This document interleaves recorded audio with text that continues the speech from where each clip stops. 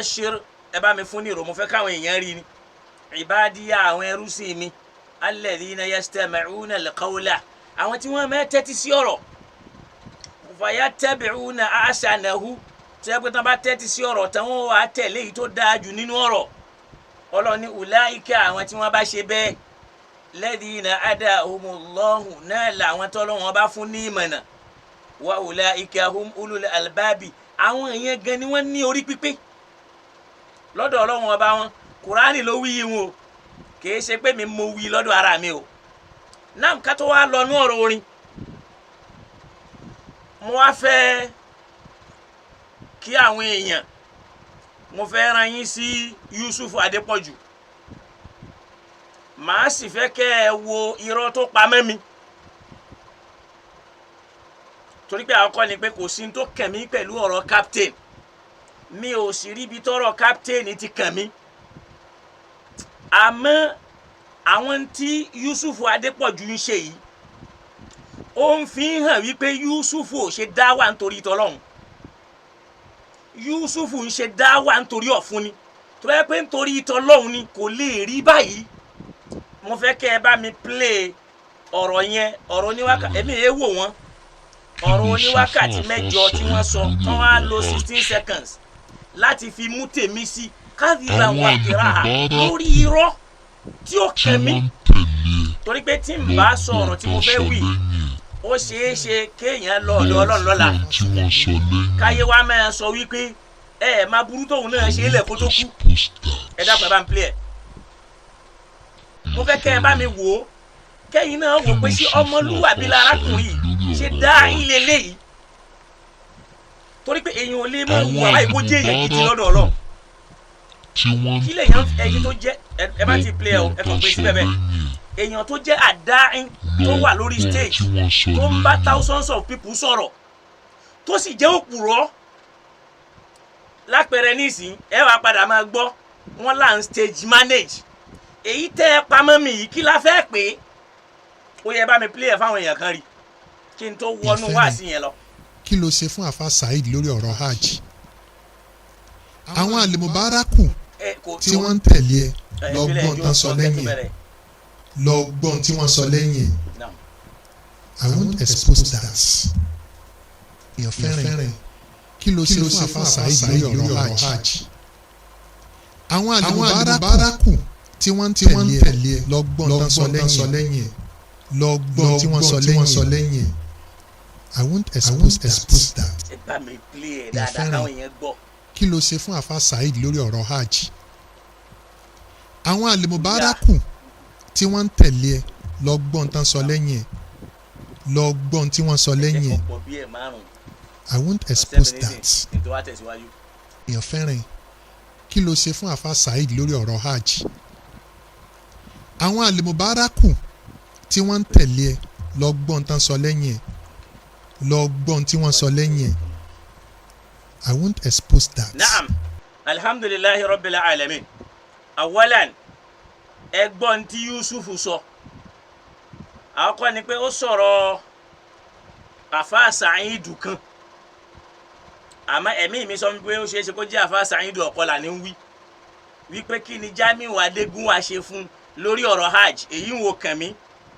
Tó bá wá àwọn àfáà Saheed Ọ̀kọlà kóhun náà bọ́ ọ́ta. Kó wá dìfẹ́ǹdì ọ̀gẹ́ ìpérọ́ ni Yusuf ń pa wàhálà tí ẹnu àmọ́ ẹ bá ń bí Malam Yusuf léèrè pé kí ni ọ̀rọ̀ Al-Mubarak ní í ṣe pẹ̀lú ọ̀rọ̀ captain tó bá ní làákàyè tẹ́ fi mọ̀ pé hadha rajulun shaytan ẹ gbé fọ́tò ẹ̀yẹn síbẹ̀ tẹ́ fi mọ̀ pé arákùnrin yìí shaytanul insi ni ògbólógbò shaytan ni torí pé tí èyí bá ṣe shaytan ọ̀rọ̀ wa àtàdégúnwà kí ló fi kàn mí ọ̀rọ̀ captain kí ló fi kàn mí irọ́ ló sì ń pa ẹ̀ẹ́dẹ̀mọ́ sọ pé Al-Qur'ani ní fala'natullahi 'alal kadhibin pé ìbínú Ọlọ́run kó máa bá òpùrọ́ ẹ̀bẹ̀ tí mo wá ń bẹ Yusuf Adépọ̀jù rẹ o ó lè máa da làákàyè tiẹ̀ láàmú pé kò fi respect sí ọjọ́ orí tiẹ̀ ò ju tèmi lọ ó lè rí pé mi kéré lillahi alhamd àmọ́ Yusuf ti súnmọ́ 50 irú ẹ̀kọ́ ló yẹ kó máa ṣe wérewère bú èbúkọ ṣe ẹ̀yin náà wò bí irùngbọ̀n ẹ̀ náà ṣe dàbí òbúkọ kí n tèmi ṣe Islam rí àbí súnà. Mo wá ń sọ fún Malam Yusufu in tó ní mò ń sọ lẹ́yìn Adégúnwà yẹn tí ò bá lè bá mi sọ Ọlọ́run ó wọlá ń tọ́lọ́run fi ń jẹ́ Ọlọ́run níjọ́ tó ti bẹ̀rẹ̀ tẹ́nìkan ò mọ̀ tó bá yẹ pé irọ́ ni Yusufu ń pamọ́ mi kò ní jèrè. Tó bá wá já sí pé àwọn nǹkan tí mò ń sọ lẹ́yìn Adégúnwà tí ò dá yẹn tí Yusufu Adépọ̀jù ò bá lè sọ Ọlọ́run ò ní jẹ́ kó o rérè jẹ àyàfi tó bá já sí pé òótọ́ lòun wí. Tó bá wá já sí pé òótọ́ lòun sọ èmi náà ò ní rérè jẹ. Àmọ́ tó bá já sí pé irọ́ lòun pamọ́ mi ò ní kó nǹkan jọ kí nǹkan náà jọ kí ló fẹ́ fi irọ́ ṣe. Dáyé ni ìwọ sì pera rẹ̀ ìwọ ń pe àwọn èèyàn sójú ọ̀nà Ọlọ́run. Àmọ́ mi ò ní sọ ju bẹ́ẹ̀ lọ o.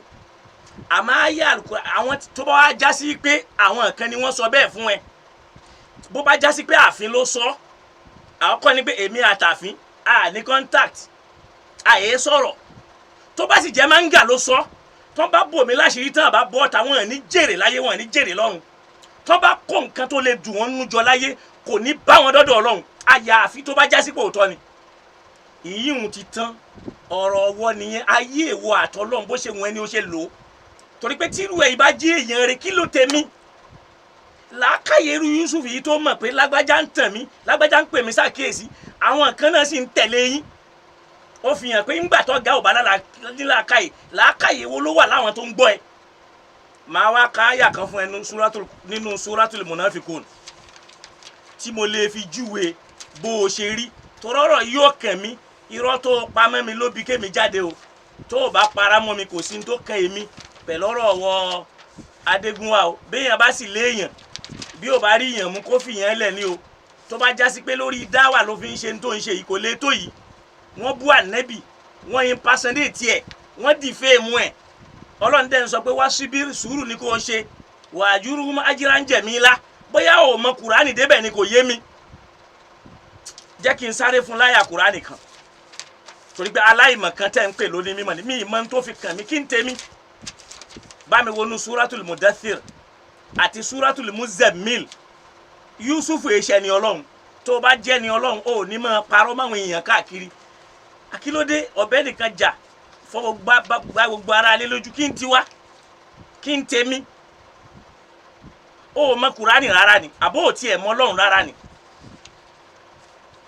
bá mi wọnú Suratul Muzammil ibi Ọlọ́run ti ń bá nẹ́bí sọ̀rọ̀ tó ń sọ fún nẹ́bí kó ṣe sùúrù Ọlọ́run ní wasbir Suratul Muzammil Quran 72 kọ́ ni nínú fas kínú fas 10 bóyá Yusufu ò mọ Kùránì débẹ̀ Ọlọ́run ní wasbir ala ma yaqulun ṣe sùúrù lórí táwọn èèyàn bá ń sọ ń pa rẹ tí ò tẹ́ lọ́rùn wahjuruhum hajaran jamila pa wọ́n tì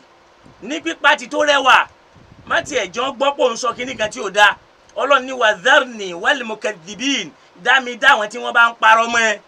uli na'ama àwọn tó jẹ́ pé Ọlọ́run wọn bá kẹ́ wọn wá ń fi kẹ́ yẹn wọ́n fi ń bẹ̀ ẹ́ ló kọjẹ́ wa mahilhum qalila lọ́ra fún wọn díẹ̀ inna ladayna ankalan wa jahima àwọn Ọlọ́run ńlá fúnra wa mú wọn kí ni problem ẹ tó bá yẹ pé tọ́lọ́run ló ń ṣe bó yẹ kó jọ ànábì ni ó jọ ànábì ṣe ìtọ́n ló jọ tó o bá jọ ṣe ìtọ́ni ò ní parọ́ mọ́ mi wá lọ sínú Suratul Munafikun aya 63 kí n fún ẹ láyà kan tó ṣe dédé ẹ mbẹ tó bá lọ ka aya ẹlẹ́ẹ̀kẹrin Ọlọ́run ní wa idha ra'aytahum nígbà tí o bá ń rí wọn tu'jibuka ajsamuhum ìrísí wọn báyìí yóò jọ ẹ lójú wàá rò pé èèyàn gidi ni wọn wa in yaqulu àmọ́ tí wọ́n bá ń sọ̀rọ̀ tasma'a li qawlihim ìwọ tẹ́tí sí ọ̀rọ̀ wọn ó rí i pé ka'annahum khushubun musannadatun wàá rí i pé wọ́n yàtọ̀ sí pákó tí wọ́n gbé ti ògiri ṣé pé tẹ́ ẹ bá ti báyìí yóò ṣubú tí ó máa fi hàn pé kò sí làákàyè yahsabuna kulla shay'atin alayhim ó máa lérò pé èèyàn gidi ni wọ́n ojú rẹ̀ lẹ́ẹ̀ máa fi wò wọ́n Ọlọ́run ní umul aduwwu ọ̀tá èèyàn ni wọ́n ọ̀tá àwọn ọ̀tá tí yẹ pé àwọn tí wọ́n máa destroyer Ọlọ́run ní fadharuhum ẹ ṣọ́ra fún wọn qatalahumullah torí pé bínú Ọlọ́run máa bá wọn anna yufakun báwo ni wọ́n fẹ́ ṣe tí bínú Ọlọ́run máa dé gbogbo ọ̀rọ̀ tí Yusuf irọ́ tó pamọ́ mi lèmi ń wí o tó bá jó òótọ́ ló ń sọ mọ́ mi ò ní jèrè o àmọ́ tó bá yẹ pé irọ́ ló ń pamọ́ mi ò ní jèrè láyé ò ní jẹ lọ́run kódà ọlọ́run ó bẹ̀ ẹ́ wí látàyè yìí tó bá wá já sí pé látọ̀dọ̀ manga ni làṣírí mi kan wà tàbọ́dọ̀ àfin tí wọ́n bá tú wọn ní jèrè pẹ̀lú ògo lọ́dọ̀ ọlọ́run yóò bá mi wọlá ńjọ́ tọ́lọ́run bẹ̀rẹ̀ sí ní sọ Kùránì kalẹ̀ fún Ànábì tó fi wá sọ kalẹ̀ parí ẹ̀ ní jèrè ọlọ́run ò ní fi yín lẹ̀ kí ló dé ẹ tún fẹ́ dáàrin àwa àtàdégún wàrú ni kí ló dé aburú wo ládégún wa ṣe fún mi tí mo fẹ́ fi sọ̀rọ̀ ẹ̀ lẹ́yìn látẹ̀pẹ́ sí lóbu torí yín ò bá burú Lagos State Ọ̀ṣun State kí lájọ ní papọ̀ tẹ́ bá ń jàjà yín ẹ máa já lọ kó kán èmi ẹ má kórí ibu yín dọ́dọ̀ mi àmọ́ tó o bá bọ́ ta kó o tú ọ̀rọ̀ tí mo sọ lẹ́yìn Yusufu ò ní jèrè tọmọtọmọ o tó bá wá já sí pé èmi náà ń ba Adégúnwà jẹ́ lẹ́yìn tẹ́ ń gbọ́rọ̀ kan tí ò dá ń pa mi ò ní jèrè kódà tẹ́ ẹ bá gbọ́ lẹ́nu ààfin bó kó nǹkan jẹ láàárọ̀ Ọlọ́run ó parí ẹ̀ láàárọ̀ yóò parí ẹ̀ lálẹ́ kódà tó bá jọ́dọ̀ máa ń gà náà ni èyí tó bá sì tó nú wọn kó pè mí tẹ́ ẹ bá rí ní tí mo sọ ẹ tú láṣìírí kí ló dé Yusufu dẹ̀ di òpùrọ́ kalẹ̀ ìwọ tí gbogbo ayé ń wò pẹ̀lú àpọ́nlé lórí screen ó wá doni yẹ̀yẹ́ ó tún wá ń pa irọ́ ó sì máa rẹ́rìn kí ló dé kí n tẹ̀mí pẹ̀lú tiyín ṣé irùngbọ̀n súnmọ́ yín náà rẹ̀ irùngbọ̀n bí òbúkọ yìí ṣé irùngbọ̀n tí ó gbé yín wà lìjẹ́ náà rẹ̀ pẹ̀lú rọ̀ yìí bẹ́ẹ̀ bá dọ́dọ̀ mi ò ní dọ́dọ̀ yín o kò ju yẹn náà lọ o aqulu qawli hadha astaghfirullaha li wa lakum ọlọ́run ó foríjì mi yóò foríjì àmọ́ dájọ́ ọlọ́run la'anatullahi alal kadhibin ìbínú ọlọ́run yẹn yóò wọlé tọ̀ òpùrọ́ ẹ lọ béèrè mi lọ́dọ̀ àwọn tó mọ̀ mí èmi èé bá yẹn lò láàbọ̀ nílùú tí mò ń gbé kódà mi ò ń súnmọ́ àwọn èèyàn pé mò ń súnmọ́ kódà mi ò ń lọlé olówó bí ò ń lòde tẹ́ ẹ bá mẹni tẹ́ ẹ fẹ́ parọ́ mọ́ tẹ́ ẹ nílà káyè tẹ́ ẹ lè fi sí làkáyè yín so ẹ̀yin nìyẹn ọlọ́run nìyẹn mi ò ní sọ́jú èyí tí mo wíhùn lọ náà bí yẹn ṣe jẹ́nu ẹ̀yin tẹ́ ẹ máa ge ẹ̀yin lẹ́ni masha Allahu ta'ala alhamdulillah ọlọ́run dákun èyí tá a fẹ́ wí lálẹ́ yìí olú ọlọ́run dákun má dà wá láàmú lórí ẹ̀ mo sì bẹ̀ ẹ̀yin jẹ́mọ́ ẹ má bínú ara ló ta mí ẹnìkan ló pè mí láti ìlú òyìnbó ń jẹta ìtara lẹ́ni ní sì fi ń sọ̀rọ̀ pé ọ̀tẹ̀ yìí láàmú àwọn tí wọ́n jẹ́ ọ̀tá Adégúnwà àṣé mi wá lọ́ta rẹ̀ àwọn kọ́ ni pé ó yẹ kí n kọ́kọ́ lálé ẹni yẹn náà àmọ́ mo kọ́kọ́ ṣe sọ̀rọ̀ pé bí òun máa ti ń wí torí pé mo mọ̀ pé ìtara ló ṣe òun náà ló fi pè mo wá ní kán bá mi gébi tó kàn mí nínú wákàtí mẹ́jọ ẹ dákun kí lọ̀rọ̀ káptéènì fi kàn mí frivolous case kí ló fi kàn mí kí n tèmi ẹ bá ń bi Yusufu Adégúnwà o àṣírí àbí Yusufu Adépọ̀jù àṣírí tí ń bẹ lọ́dọ̀ ẹ̀ tí mo sọ ní kọ̀ọ̀rọ̀ ẹni ó bá ń tú ta o tí ó bá sì tú kò ní jèrè o kò jù bẹ́ẹ̀ lọ alhamdulillah so Ọlọ́run dákun ṣíjú àánú wò wá náà ọ̀rọ̀ tí a wá fẹ́ sọ lálẹ́ yìí òun náà ni alaginahu àwọn àfáà ń pè ní alaginahu wọ́n ń tú sí orin bó ti ẹ̀já sí pé nínú èdè Lárúbáwá aṣẹ́rù wọ́n á máa pè ní orin wọ́n ń pè ní orin bàbá Aríbídésí ní ń pè mí Ọlọ́run bá mi ṣàlékún dáadáa fún wọn mi ò lè gbé kọ́ọ̀lù wọn báyìí máa pè wọ́n padà lẹ́yìn tá a bá parí ètò pẹ̀lú ògo lọ́dọ̀ Ọlọ́run so gbogbo àwọn tó bá já sí pé ìṣesí mi yìí bá lójijì mo fẹ́ fọ́ra mi mọ́ ni o mi ì ṣe alábòsí Ọlọ́run kó ṣíjú àánú wa ibi tó bá sì ti rẹ́ni tó sọ̀rọ̀ ẹni kan gbé jáde naam alginahu lọ́dọ̀ àwọn Lárúbáwá kí náà ń pè bẹ́ẹ̀ inta ń pè ní alginahu bil kasir wal maddi náà ni at-tatrib wa tarannim bil kalam al mawzun òun náà ni kéèyàn dún ohùn sí nǹkan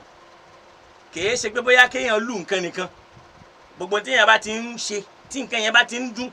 tó mú adùn jáde là ń pè ní at-tatrib ohùn báyìí kéèyàn máa dùn kódà béèyàn bá ń fi ohùn dúndùn ka Kùránì gìnáwù ni tarannum bil kalam al mawzun kéèyàn máa rúnmú kí nǹkan yẹn lè dùn sí ń tá a sí jọ wa ghayruhu àti nǹkan mi sawa'an akana mashuban bil alati al musiqi yálà nǹkan yẹn ó ní í ṣe wọ́n pa àwọn irinṣẹ́ orin pọ̀ mọ́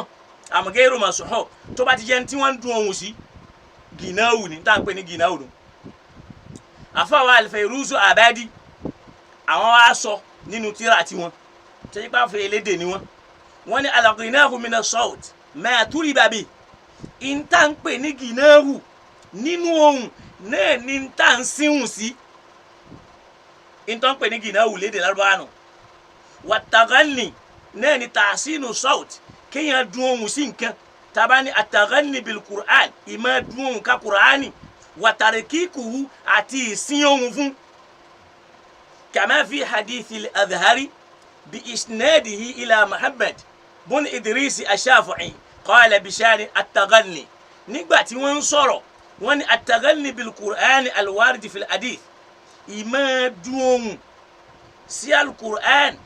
tí wọ́n gbà wá fún wa nínú hadithu òun náà là ń pè bẹ́ẹ̀ báwo ló ṣe wá ìtumọ̀ rẹ̀ ní pé tahsinul kiraha wa tarkikuha kéèyàn ka nǹkan dáadáa kó síhùn sí. wa mimma yuhakkiku dhalika al-hadithu al-akhar in tó fún wa lẹ́rìí ẹ̀ lálùkùrọ̀ hadithu tó sọ yìí pé zayyinul Qur'ana bi aswatikum zayyinul Qur'ana bi aswatikum ẹ ṣe Qur'ani lọ́ṣọ̀ọ́ pẹ̀lú àwọn ohùn yín ìyẹn ni pé ẹ dún ohùn sí. zayyinu aswatakum fi qira'atil Qur'an tẹ́ bá fẹ́ ka Qur'ani ẹ dún ohùn sí. àfáwà Ibn al-Athir nígbà táwọn ń sọ̀rọ̀ nípa al-ghina wọ́n ní wa kullu man rafa'a sawtahu wa walahu gbogbo ẹni tó bá ti lè gbóhùn sókè báyìí wa walahu tóhùn yẹn ń lókè fa sawtuhu 'inda al-arabi ginahu lọ́dọ̀ Lárúbá ohùn yẹn ginahu ni. sọ pé ginahu yẹn orin nìkan làwa kan ń tú sí. wal mawalatu sawt fi tarji'ihi níbi kéèyàn mú ohùn kó máa lọ kó lè dùn torí pé ẹ lọ ọmọ kínní kan ni pé kódà téèyàn ò bá lè kọrin kó dùn ìlú ò ní dá lára orin tí ò bá dùn ìlú ògán ò ní dá lára ẹ̀. eléyìí là ń pè ní al-ghina. àfọwà Ibn Manzur tó jẹ́ àfáà súnnà táwọn àfáà súnnà sábà máa ń gba tirẹ̀ wọlé àwọn gbà yìí pé raja ar-rajul wa tarajja'a ìyẹn ni pé raddada sawtahu fi qira'atin aw adhanin aw ghinahin aw dhamar wa ghayru dhalik wa tatribu tahsinu sawt ìdún ohùn wa tajwiduhu bi haythu yab'athu ala tarbi tí ó máa dún tí ó máa sand. eléyìí náà ni tá ń pè ní al-ghinahu lọ́dọ̀ àwọn Lárúbáwá. ẹ jẹ́ ká wá sọ́dọ̀ àwọn àfọ̀n ṣàríà lọ́dọ̀ àwọn àfẹ́sìn tẹ́ fi mọ̀ pé olódo ló pọ̀ jù nínú àwọn tí wọ́n gbé sátífíkẹ́ẹ̀tì sórí tí wọ́n ń pariwo ọ̀rọ̀ yẹn ẹ̀ mọ̀ lálẹ́. al-aslu fil ashiyahi al-ibaha ìpínlẹ̀ gbogbo ntọ́lọ̀ ń dá láyé ẹ̀tọ́ lọ́lọ́run ṣe fún ọmọnìyàn. gbogbo ntọ́lọ̀ ń dá sáyé ẹ̀tọ́ lọ́lọ́run ṣe nǹkan yẹn nípìnlẹ̀ fún gbogbo ìran ẹ̀mẹ́ ènìyàn. ló fi jásí pé qarrara ulamahul islami anna al-asla fil ashiya al-ibaha gbogbo àwọn àfẹ́ẹ̀sìn láyé làwọn náà fi rinlẹ̀ wípé nínú ìsìláàmù tá a wí yìí o ìpínlẹ̀ gbogbo nǹkan ẹ̀tọ́ ni kò sí kinní kan tọ́lọ́run ṣe léèwọ̀ fún ọmọ ènìyàn nípìnlẹ̀. ááyà wo ló sọ bẹ́ẹ̀ lọ sínú suratul Baqara kí wọ́n fúnra ẹ̀ náà lọ́ka ááyà 29 Quran 2 verse 29 ọlọ́ni huwa alladhi khalaqa lakum ma fil ardi jami'an wal Qur'an òun ọlọ́run lòun dá gbogbo tó wà lórí ilẹ̀ pátá òun dá fún yín ni. sọ ma pé nípìnlẹ̀ nǹkan yẹn wọ́n yéé ṣe wọ̀ gbogbo ntọ́lọ̀ ń dá nípìnlẹ̀ rẹ̀ al-ibaha ni ọlọ́run ṣe lẹ́tọ̀ fún ọmọnìyàn. ó ní huwa alladhi khalaqa lakum ma fil ardi jami'an òun ọlọ́run khalaqa lakum òun dá fún yín ma fil ardi jami'an gbogbo tó wà lórí ilẹ̀ tán yányán mo dá fún yín ni. ọlọ́run tẹ̀sí ó ní ma utitum min shay'in àwọn ọlọ́run ò dá kinní kan fún yín famata'ul hayati dunya àdá wọn nítorí kẹ́ ló fi lo ayé àmọ́ níbi tá a fẹ́ lo kó wá sí ló yàtọ̀ síra wọn. kí la fẹ́ kẹ́kọ̀ọ́ lára àyà yìí ń tá a fẹ́ kọ́ ń bẹ̀ ni pé wala tahrimun illa binassin sarihin min kitabillahi ta'ala kò wá sẹ́nìkan tó lágbára àti ṣe kinní kan léèwọ̀ yàtọ̀ sọ́lọ́run ọba nìkan pẹ̀lú násù tá a lè rí tí ó fojú hàn tí ó fara hàn láti inú Al-Qur'ani tí ń jẹ́wé rẹ̀. àyà wo ló sọ yẹn fún wa alánà Muhammad sallallahu alayhi wa sallam kò ní agbára láti sọ nǹkan dé wọ̀ lọ́lọ́run fi sọ fún Ànábì wípé ya ayyuhan nabiyyu nínú suratu tahrimi àyà alákọ̀ọ́kọ́ ìrẹ́ Ànábì lima tuharrim kí ló dé tó fẹ́ máa sọ dé wọ̀ fúnra rẹ̀ ma ahallallahu lak ìtọ́lọ́run sọ dẹ̀ tọ́ fún ọ tí ó máa túmọ̀ sí pé kudratu tahrim agbára ká sọ nǹkan dé wọ̀ Ànábì ò ní Ọlọ́run nìkan lọ́ba tó ní ló fi jásí pé wala tahrimun illa binassin sarih kò sẹ́ni tó lè ṣe nǹkan kan léèwọ̀ àyàfọ́ Ọlọ́run tó bá lè fún wa nínú sùn torí òun ló ti já kọ́kọ́ mọ̀ pé huwa alladhi khalaqa lakum ma fil ardi jami'an òun lòun dá gbogbo tó wà lórílẹ̀ fún yín tán yẹn ìyẹn fi hàn pé ó ti ṣe gbogbo tó wà nú ayé yẹn lẹ́tọ̀ọ́ níbẹ̀rẹ̀ pẹ̀pẹ̀ wá gbọ́ báwo ló ṣe wá lè sọ nǹkan dé wọ̀ tó bá lọ sínú suratul an'am ayé ẹlẹ́ẹ̀kẹ́ lónìí yẹn ayé ẹlẹ́ẹ̀karùn-ún àbẹ́lẹ́ẹ̀kẹfà ayé ẹlẹ́ẹ̀kẹfà ayé àwọn 19 jájọ́ máa ka alukur'an ká lè mọ̀ pé islam gba ẹ̀gbẹ́ kan àwọn àfáà gba ẹ̀gbẹ́ kan wọ́n gbé nǹkan lé wọn lọ́wọ́ wọn kàn gbá ni wọn láǹfààní kan ronú ìyẹn ló bi lẹ́ẹ̀mọ́ fi ráfà mí ni ó mọ̀ ní kurani maka ni ó lọ́ọ́ ka o tafsiri maka ni ó lọ́ọ́ ka tó ráwọn yìí parọ́ maka ti Cairo níbo ni má wà nínú ayé tó ju Cairo lọ ara ìjọ tí wọ́n ń dá jamia àkọ́kọ́ lẹ̀ ní Saudi Arabia àwọn ará Asia rí ló lọ́ọ́ kọ́ wọn níbo ni má wà ṣèbó ṣèlú ló dé ni wọ́n bẹ̀rẹ̀ sí ní dáwọn èèyàn dúró náà ń fa àwọn ọmọ tí wọ́n bẹ̀ látara akidatul wahabiyya as-salafiyya tí wọ́n fẹ́ gbé wọlé àwọn ará Asia rí ó sì gbà torí pé ẹ̀yin kọ́ lẹ́lẹ̀sìn Ọlọ́run ló ní níbi tá a bá ti fẹ́ ṣàbòsí láàmú rántí pé ṣèbí Saudi là ń tẹ̀lé níjọ́ tá a bá wá rí i pé ọ̀rọ̀ àwọn Saudi yẹn afẹ́ dá wa ní Saudi kọ́ lọ́lọ́run rán sí wa Ànábì ló rán sí wa àyà tọ́lọ́run dẹ̀ fi rán Ànábì sí wa náà là ń kà yìí Ọlọ́run wá sọ fún wa ní Al-Qur'an tó bá lọ ka Suratul An'am àyà àwọn 19 tó fi mọ̀ pé àwọn àfáà tó ń tẹ̀lé yẹn olódo ló pọ̀ jù nú ẹlòmíì nú wọn ìwọ lè máa sọ pé àwọn náà olódo alhamdulillah àmọ́ wàá rí i pé olódo ni wọ́n ìtọ́lọ́run ò pèlè wọ̀ náà ń pèlè wọ̀ Ọlọ́run wá ń sọ fún wa pé wa qad fassala lakum ma harrama alaykum subhanallah bá mi gbójú tóbi fún Ọlọ́run Allahu akbar Ọlọ́run ní qad fassala lakum Ọlọ́run ti ṣàlàyé fún yín nínú Al-Qur'an ma harrama alaykum ẹnu wọn bá ń tọ́lọ́run ṣe léèwọ̀ fún yín haramu ò sí ń bò mí yàtọ̀ sí ń tọ́lọ́run bá pè ní haramu nínú Al-Qur'an àwọn ọ̀rọ̀ dìdìrín ní kẹ́nìkan máa ní Ànábì ló ṣe kíní kan léèwọ̀ Ànábì ò lágbára ẹ̀ Ọlọ́run nìkan ni ó ní qad fassala lakum Ọlọ́run ti ṣàlàyé fún yín ma harrama alaykum àwọn tọ́lọ́run ṣe léèwọ̀ fún yín illa àyàfi maturirtum ilay èyí tó bá jásí pé ìnira ló sún yín dé bẹ́ẹ̀ ó ṣe ọtí léèwọ̀ lóòótọ́ àmọ́ tí ìnira bá dé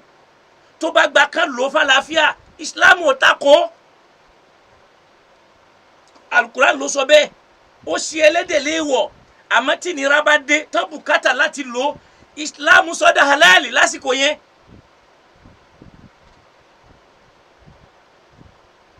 ó ṣe ọtí léèwọ̀ ní mímu kò ṣe léèwọ̀ fún nǹkan mi tòrọ́tì ni wọ́n fi ṣe sanitizer ọtí náà ni wọ́n lò ni wọ́n fi ṣe arodyne ọtí ni wọ́n lò ni wọ́n fi ṣe spirit ọtí ni wọ́n lò wọ́n fi ṣe Dettol ẹlòmíràn tún máa ní ọtí ò gbọdọ̀ kan yẹn o ọtí ò gbọdọ̀ kan yẹn lára o ẹlòmíràn tún máa wo percentage ọtí lára pẹ̀fúmù ọ̀dẹ̀ ṣurubul khamri haramun la fi ghayr kì í ṣe ń bi nǹkan mi wọ́n lè lò fún nǹkan mi mímu nìkan ló jẹ́ haramu fún nítorí pé ó ń kó bá làákàyè yóò sì máa kó ìdá ọ̀tálẹ̀ láwùjọ kìí ṣe tí wọ́n lò tí wọ́n rẹ̀ pé ẹ lò ó lè gbọ́ ilẹ̀ tútù tó o bá fi para torí pé ọtí yẹn fún rẹ̀ kìí ṣe pé ó dọ̀tí tó mọ́ ni àmọ́ ó máa ń dá làákàyè láàmú ẹ lọ béèrè lọ́dọ̀ àwọn àfa Ọlọ́run ní qad fassala lakum ma harrama alaykum tó bá máa rí tán bá máa gbé fídíò àfa ilé wa tán láwọn àfa àgbà ẹjọ́ ni wọ́n rò lọ́kàn ní kése ó ní rẹ́ẹ̀rí kan fassala Ọlọ́run ti ṣàlàyé ma harrama alaykum in tó ṣe léèwọ̀ fún yín illa àyàfi ma tururtum àyàfi èyí tó bá yẹ pé ìnira ló tì yín dé bẹ́ẹ̀ condition wa hadithu rasul jẹ́ ká lọ gbọ́ kí lànà Muhammad sọ sallallahu alayhi wa sallam àlọ́rọ̀ ànábì kì í máa tako Kùránì wèrè ni ó máa gba àdísù tó tako alukurani wọlé torí pé àdísù tó bá ti tako alukurani láwùlì àdísì ni ọ̀rọ̀ kọ́rọ̀ tí wọ́n ń fi láwùlì àdísì tú orin àdísù náà lè jẹ́ láwùlì àdísì ọ̀rọ̀ kọ́rọ̀ tó bá ti lè tako Kùránì tó bá jáde sí láwùlì àdísì. Anabi Muhammad sallallahu alayhi wa sallam ó ní ma ahalla Allahu fi kitabihi fa huwa halalun wa ma harrama fa huwa haramun. Anabi Muhammad ló sọ bẹ́ẹ̀ ó sì lọ pẹ̀lú alukur'an ó ní ma ahalla Allahu fi kitabihi fa huwa halalun ìntọ́lọ́mbà ṣe lẹ́tọ̀ọ́ nínú ìwé rẹ̀ òun ni halali ma ahalla Allahu fi kitabihi fa huwa halalun ìntọ́lọ́mbà ṣe ní halali nínú alukur'ani ni halal wa ma harrama fa huwa haramun into bá pèlè wọnú alukur'ani ni haramu. Anabi wa tẹ̀síwájú ó ní wa ma sakata Allahu anhu aw wa ma sakata anhu fa huwa afuwun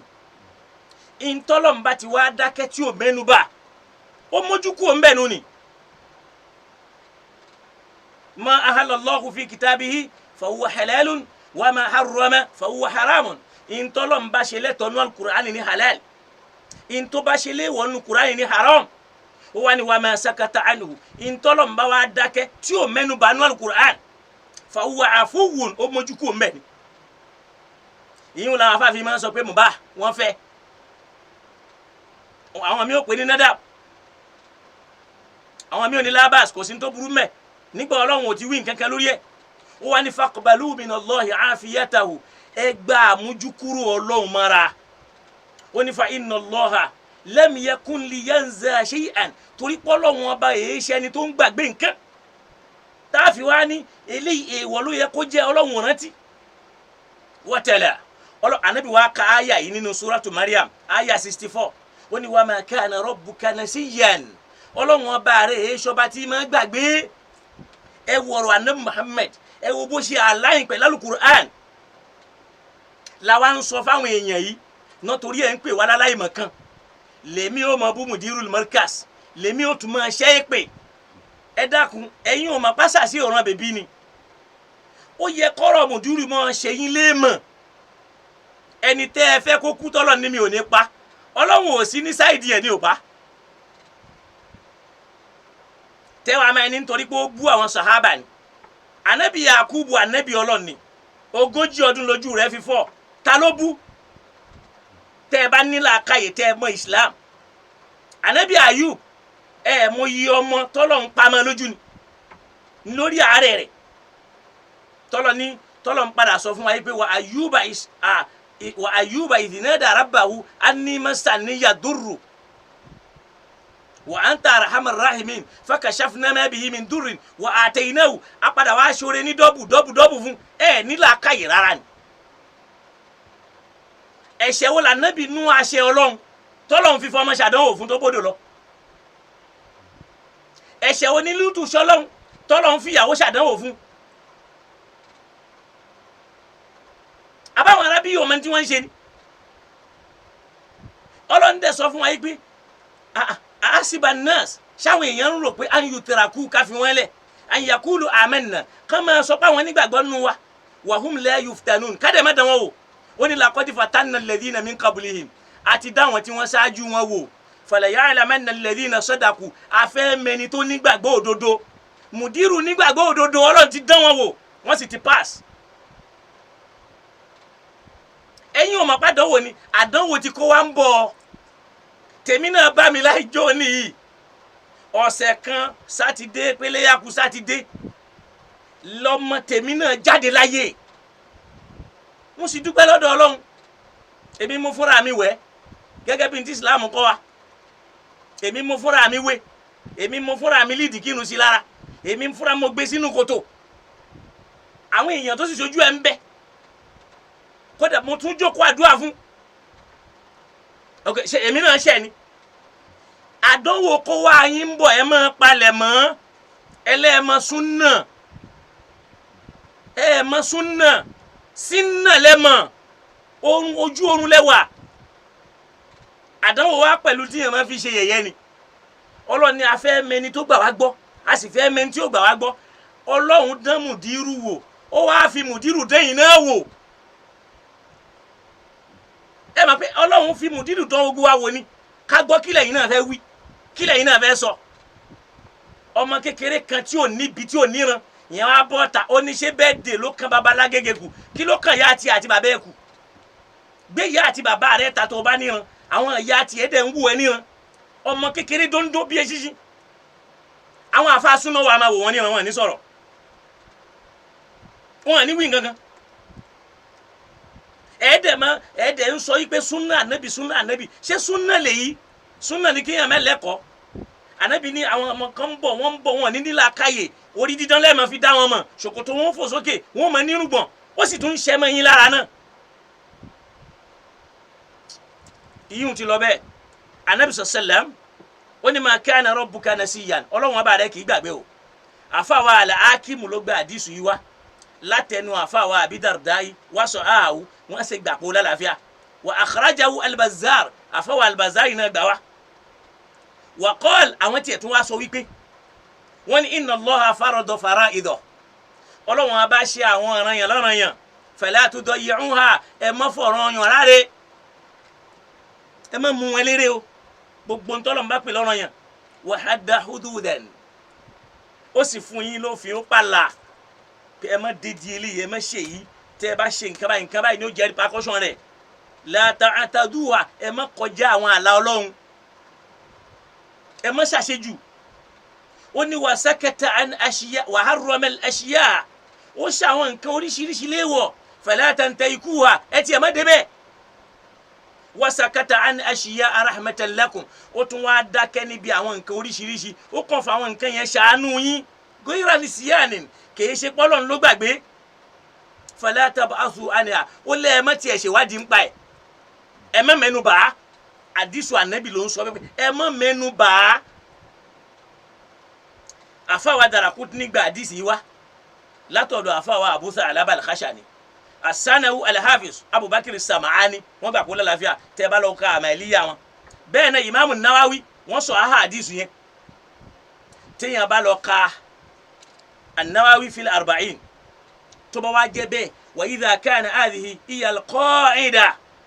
tó bá jásí pé qa'ida Islam lélẹ́yìí fama hiya an-nusus wal adilla allati istanada ilayha al-qa'iluna bi tahrim al-ghina ẹ dákun kílẹ̀ rí tó wà nínú al-Qur'an táwọn tí wọ́n ń sọ pé èèwọ̀ lórin tí wọ́n jòkó lé lórí ẹ dákun kílẹ̀ rí wọn tọ́lọ́run fi sọ pé ká kọrin o èèwọ̀ ni o ẹ bá wa bí wọ́n lè rè pé kílẹ̀ rí wọn àyà mẹ́ta ni wọ́n mú wá àyà mẹ́ta náà ẹ wá rí i pé àyèmọ̀ kan ni wọ́n fi tú àyà mẹ́ta ni wọ́n jòkó lé lórí àyèmọ̀ kan ni wọ́n wá fi tú mẹ́tẹ̀ẹ̀ta àyà alákọ̀ọ́kọ́ la ilaha illallah òun náà ni àyà tí wọ́n ń kà fáwọn èèyàn wípé wa minan nasi man yashtari lahwal hadith engineer mi rò kó gbọ́ wa minan nasi man yashtari lahwal hadith àyà tí wọ́n mú wá nù naam sùwájẹ́ kájọ wa lọ yẹ àyà yìí wò ká wá lọ gbọ́ túmọ̀ rẹ̀ bóyá túmọ̀ àyà yìí bóyá ó tiẹ̀ yé àwọn fúnra wọn bóyá àlá ni wọ́n sì ń lá bóyá wọ́n sì ń sọ tí wọ́n mẹ́ni àjọrí nísìn àyà yìí ń bẹ nínú al-Qur'an nínú Suratul Luqman àyà ẹlẹ́ẹ̀kẹfà wọ́n láyà yẹn ní wàmínà nọ́ọ̀sì ó ń bẹ nínú àwọn ènìyàn man yashtari lahawal hadith ẹni tó ń ra èrè ọ̀rọ̀ ẹ̀gbọ́ èrè ọ̀rọ̀ èrè tí wọ́n ń fi ọ̀rọ̀ ṣe bíi kéèyàn máa pàlọ́ àpamọ̀ àtàpagbè liyudilla an sabilillah láti fi sọ àwọn èèyàn nù kúrò lójú ọ̀nà ọlọ́run bigayri ilmi ṣẹlẹ̀ pé liyudilla kéyì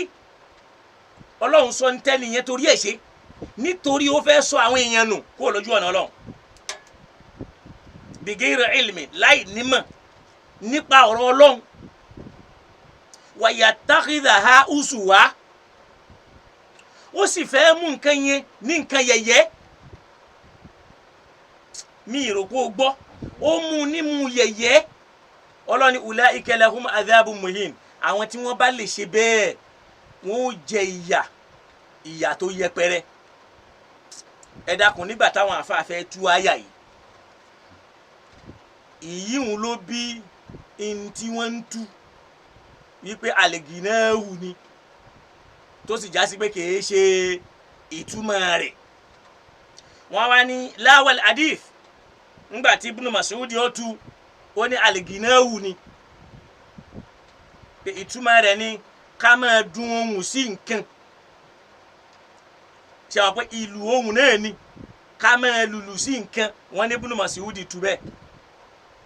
ẹ wá jẹ́ ká wá lọ gbọ́ kí làwọn àfẹ́ ẹ̀sìn àwọn tí wọ́n dá kan mọ̀ ju àwa àti wọn lọ kí náà sọ àwọn tí wọ́n dá kan mọ̀ ju gbogbo àwọn àfa àwa tí wọ́n ń sọ̀rọ̀ tí wọ́n ń pera wọn lóní mímọ̀ àwọn tí wọ́n dá nǹkan mọ̀ ju wọn lọ táwọn gan gbà pé àwọn àfẹ́ eléyìí o àwọn àfa àtàwọn gbójúlé ni.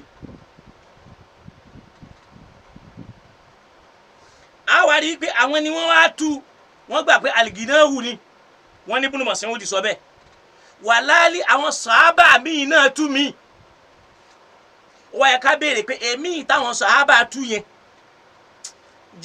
já lọ sínú in táwọn sàhábà lára àyà tí wọ́n ní tí wọ́n ń gbójúlé nù tí wọ́n sọ wípé orin ni wàláàlì kìí ṣe pé sàhábà míì náà ò tú sọ́nà míì jáàjọ lówó tafsiri Kurtu àbẹ̀kájọ lówó tafsiri Tabari ó ní mina nasi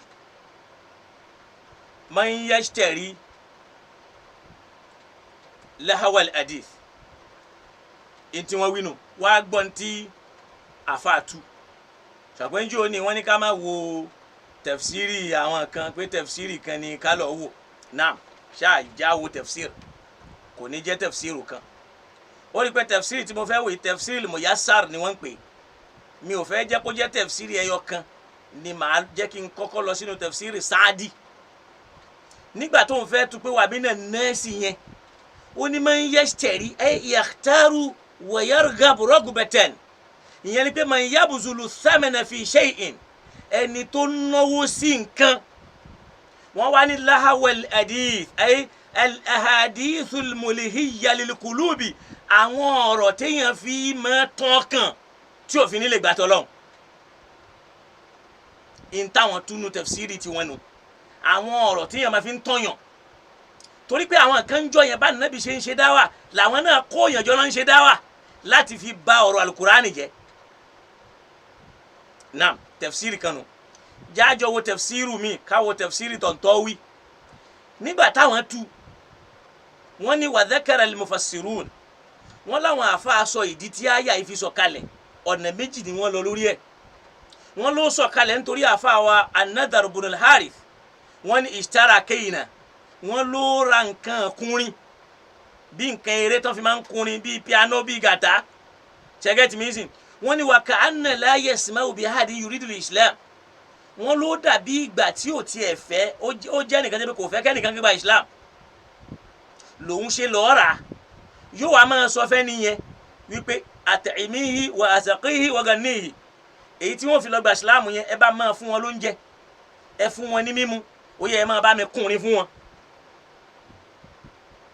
wọ́n wá máa ní fa hadha khayru mimma yad'uka ilayhi Muhammad eléyìí dáa ju tí Muhammad ń pè ọ́ sí lọ mina salati wa siyam ó dáa jùrún ó dáa jàwẹ̀ lọ. wọ́n ní yẹn nìyẹn. wọ́n ní wàláhùl hadith ìtumọ̀ kanu táwọn mú wá. wọ́n ní wàláhùl hadith bátìlà ọ̀rọ̀kọ̀rọ̀ ni wọ́n ń pè bẹ́ẹ̀. wàyútìlákù ala kulli kalamin yúlẹ̀ alqalb wọ́n ń lò fún gbogbo ọ̀rọ̀ tó lè kó ìdààmú bá ọkàn wàyùsìgìlù an ta'atillah tó dẹ̀ lè mú yàn kéèyàn má gbàtọ́ lọ́hùn. nígbà táwọn fẹ́ tu wọ́n tu pé kàlgínà bí orin wàlmẹ́láhì àti nǹkan ṣeré àwọn ni wọ́n ń tu bẹ́ẹ̀ kì í ṣe bá nàbì ló tu fún wọn. wọ́n ní wa qad fassara kathiru minal ulama wọ́n lọ́pọ̀ àwọn àfáà ni wọ́n tu bilghinahi pẹ̀lú orin. wọ́n ní wal afdal àmì ìtọ́lọ́lá jù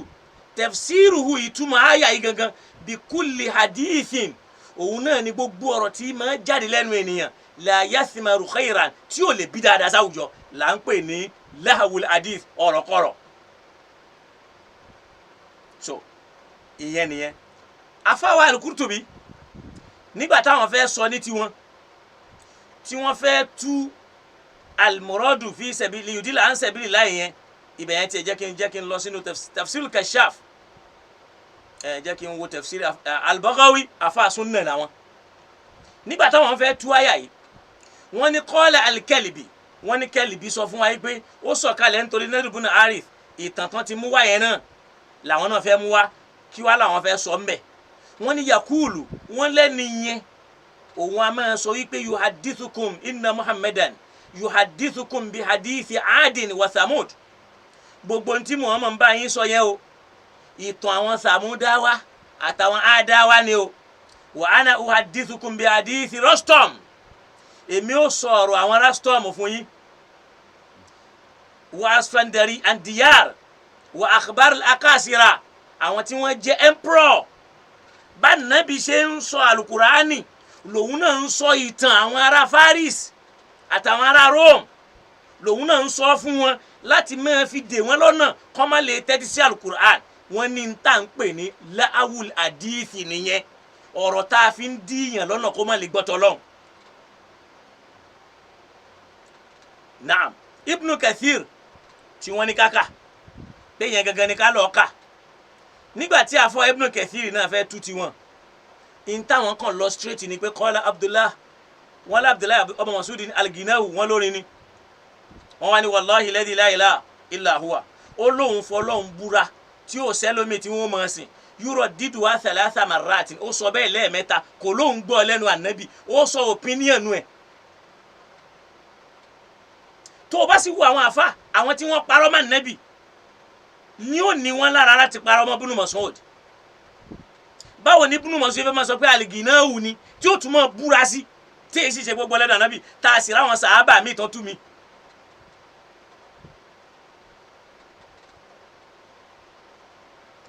aláwọn sàhábà míì tí wọ́n tú mi táwọn náà gbà yí pé Ghinawu ni náà afáwa Qatada ọlọ́run kó bá wa ṣe dáadáa fún wọn nígbà táwọn fẹ́ tú tiwọn wọ́n wá tú wọ́n ní wallahi la'allahu la yunfiqu fihi malan walakin shara'uhu istihbabuhu bi asbil min ad-dalal an yaktara hadith al-batila ala hadith al-haqqi. Qatada ní ẹni yẹn ná owó ẹ̀ kò ná owó ẹ̀ sórí nǹkan mi o bí kì í ṣe pé ó fi ń ra àwọn nǹkan láwọn nǹkan tó fẹ́ láti fi ṣe àwọn èèyàn lọ́nà àwọn ọ̀rọ̀ kọ́rọ̀ àti tí ò ní jẹ́ kéèyàn ráǹfààní gbọ́. wọ́n láwọn nǹkan sọ yí pé istirahul muginiyat kéèyàn máa ra àwọn nǹkan orin ni sórí pé àwọn àfáà yìí náà wọ́n ní different opinion àfáà Qurtubi nígbà táwọn fẹ́ tú tiwọn àwọn gbà pé láwùlẹ̀ àdìsí yẹn wọ́n ní al-Ghinawu wọ́n ní fi qawli Ibn Mas'ud nínú ọ̀rọ̀ ọmọ Mas'ud ni o wa Ibn Abbas wa ghayrihima àtọmọ Abbas àtàwọn míì náà wọ́n ní wa qultu àfáà ṣẹ̀ṣẹ̀ wá fẹ́ sọ̀rọ̀ tiwọn wọ́n ní hadhihi ihda al-ayati ath-thalathi allati istadalla biha al-ulama wọ́n ní ìkan nínú àwọn àyà yìí ìkan nínú àyà yìí ó jẹ́ kan nínú àwọn àyà mẹ́ta táwọn àfáà amúdání tán fi kórìíra orin tán fi ń kọ́ fáwọn èèyàn wọ́n láwọn àyà míì náà wọ́n mú àwọn àyà yẹn wọ́n fi ń kọ́ láti fi tú náà kí wá ní túmọ̀ àyà yìí tá a bá fẹ́ tú lára àyà tí wọ́n túmọ̀ ń mú dání wá jẹ́ á lọ wò túmọ̀ àyà yìí náà ó rí i pé istadalla al-muharrimun àwọn tí wọ́n ṣe orin léèwọ̀ ẹ̀rí wọn náà ni tí wọ́n gbà lẹ́nu ọmọ Mas'ud àtọmọ Abbas àtàwọn kan nú àwọn tabi'in pé annahum arramul ginaha pé àwọn ṣe orin léèwọ̀ muhtajina bi qawlillahi ta'ala wọ́n wá ń fi ọ̀rọ̀ Ọlọ́run bá ṣẹ̀rí pé wa minan nasi man yashtari lahwa al-hadithi liyudilla an sabilillahi bighayri ilmi wa yattakhidha uswa ulaika lahum adhabun muhin ó ní wa fassaru lahwa al-hadithi bil ginahi wọ́n wá ń tú lahwa al-hadithi pẹ̀lú irinṣẹ́ orin ìlú àtọrin wá gbọ́n tí àfáwà Ibn Azmi wá gbọ́n tí wọ́n sọ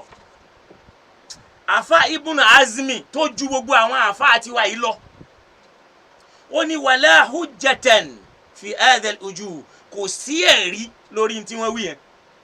fáwọn ẹ̀dí ó ní kò sí ẹ̀rí lórí tí wọ́n wí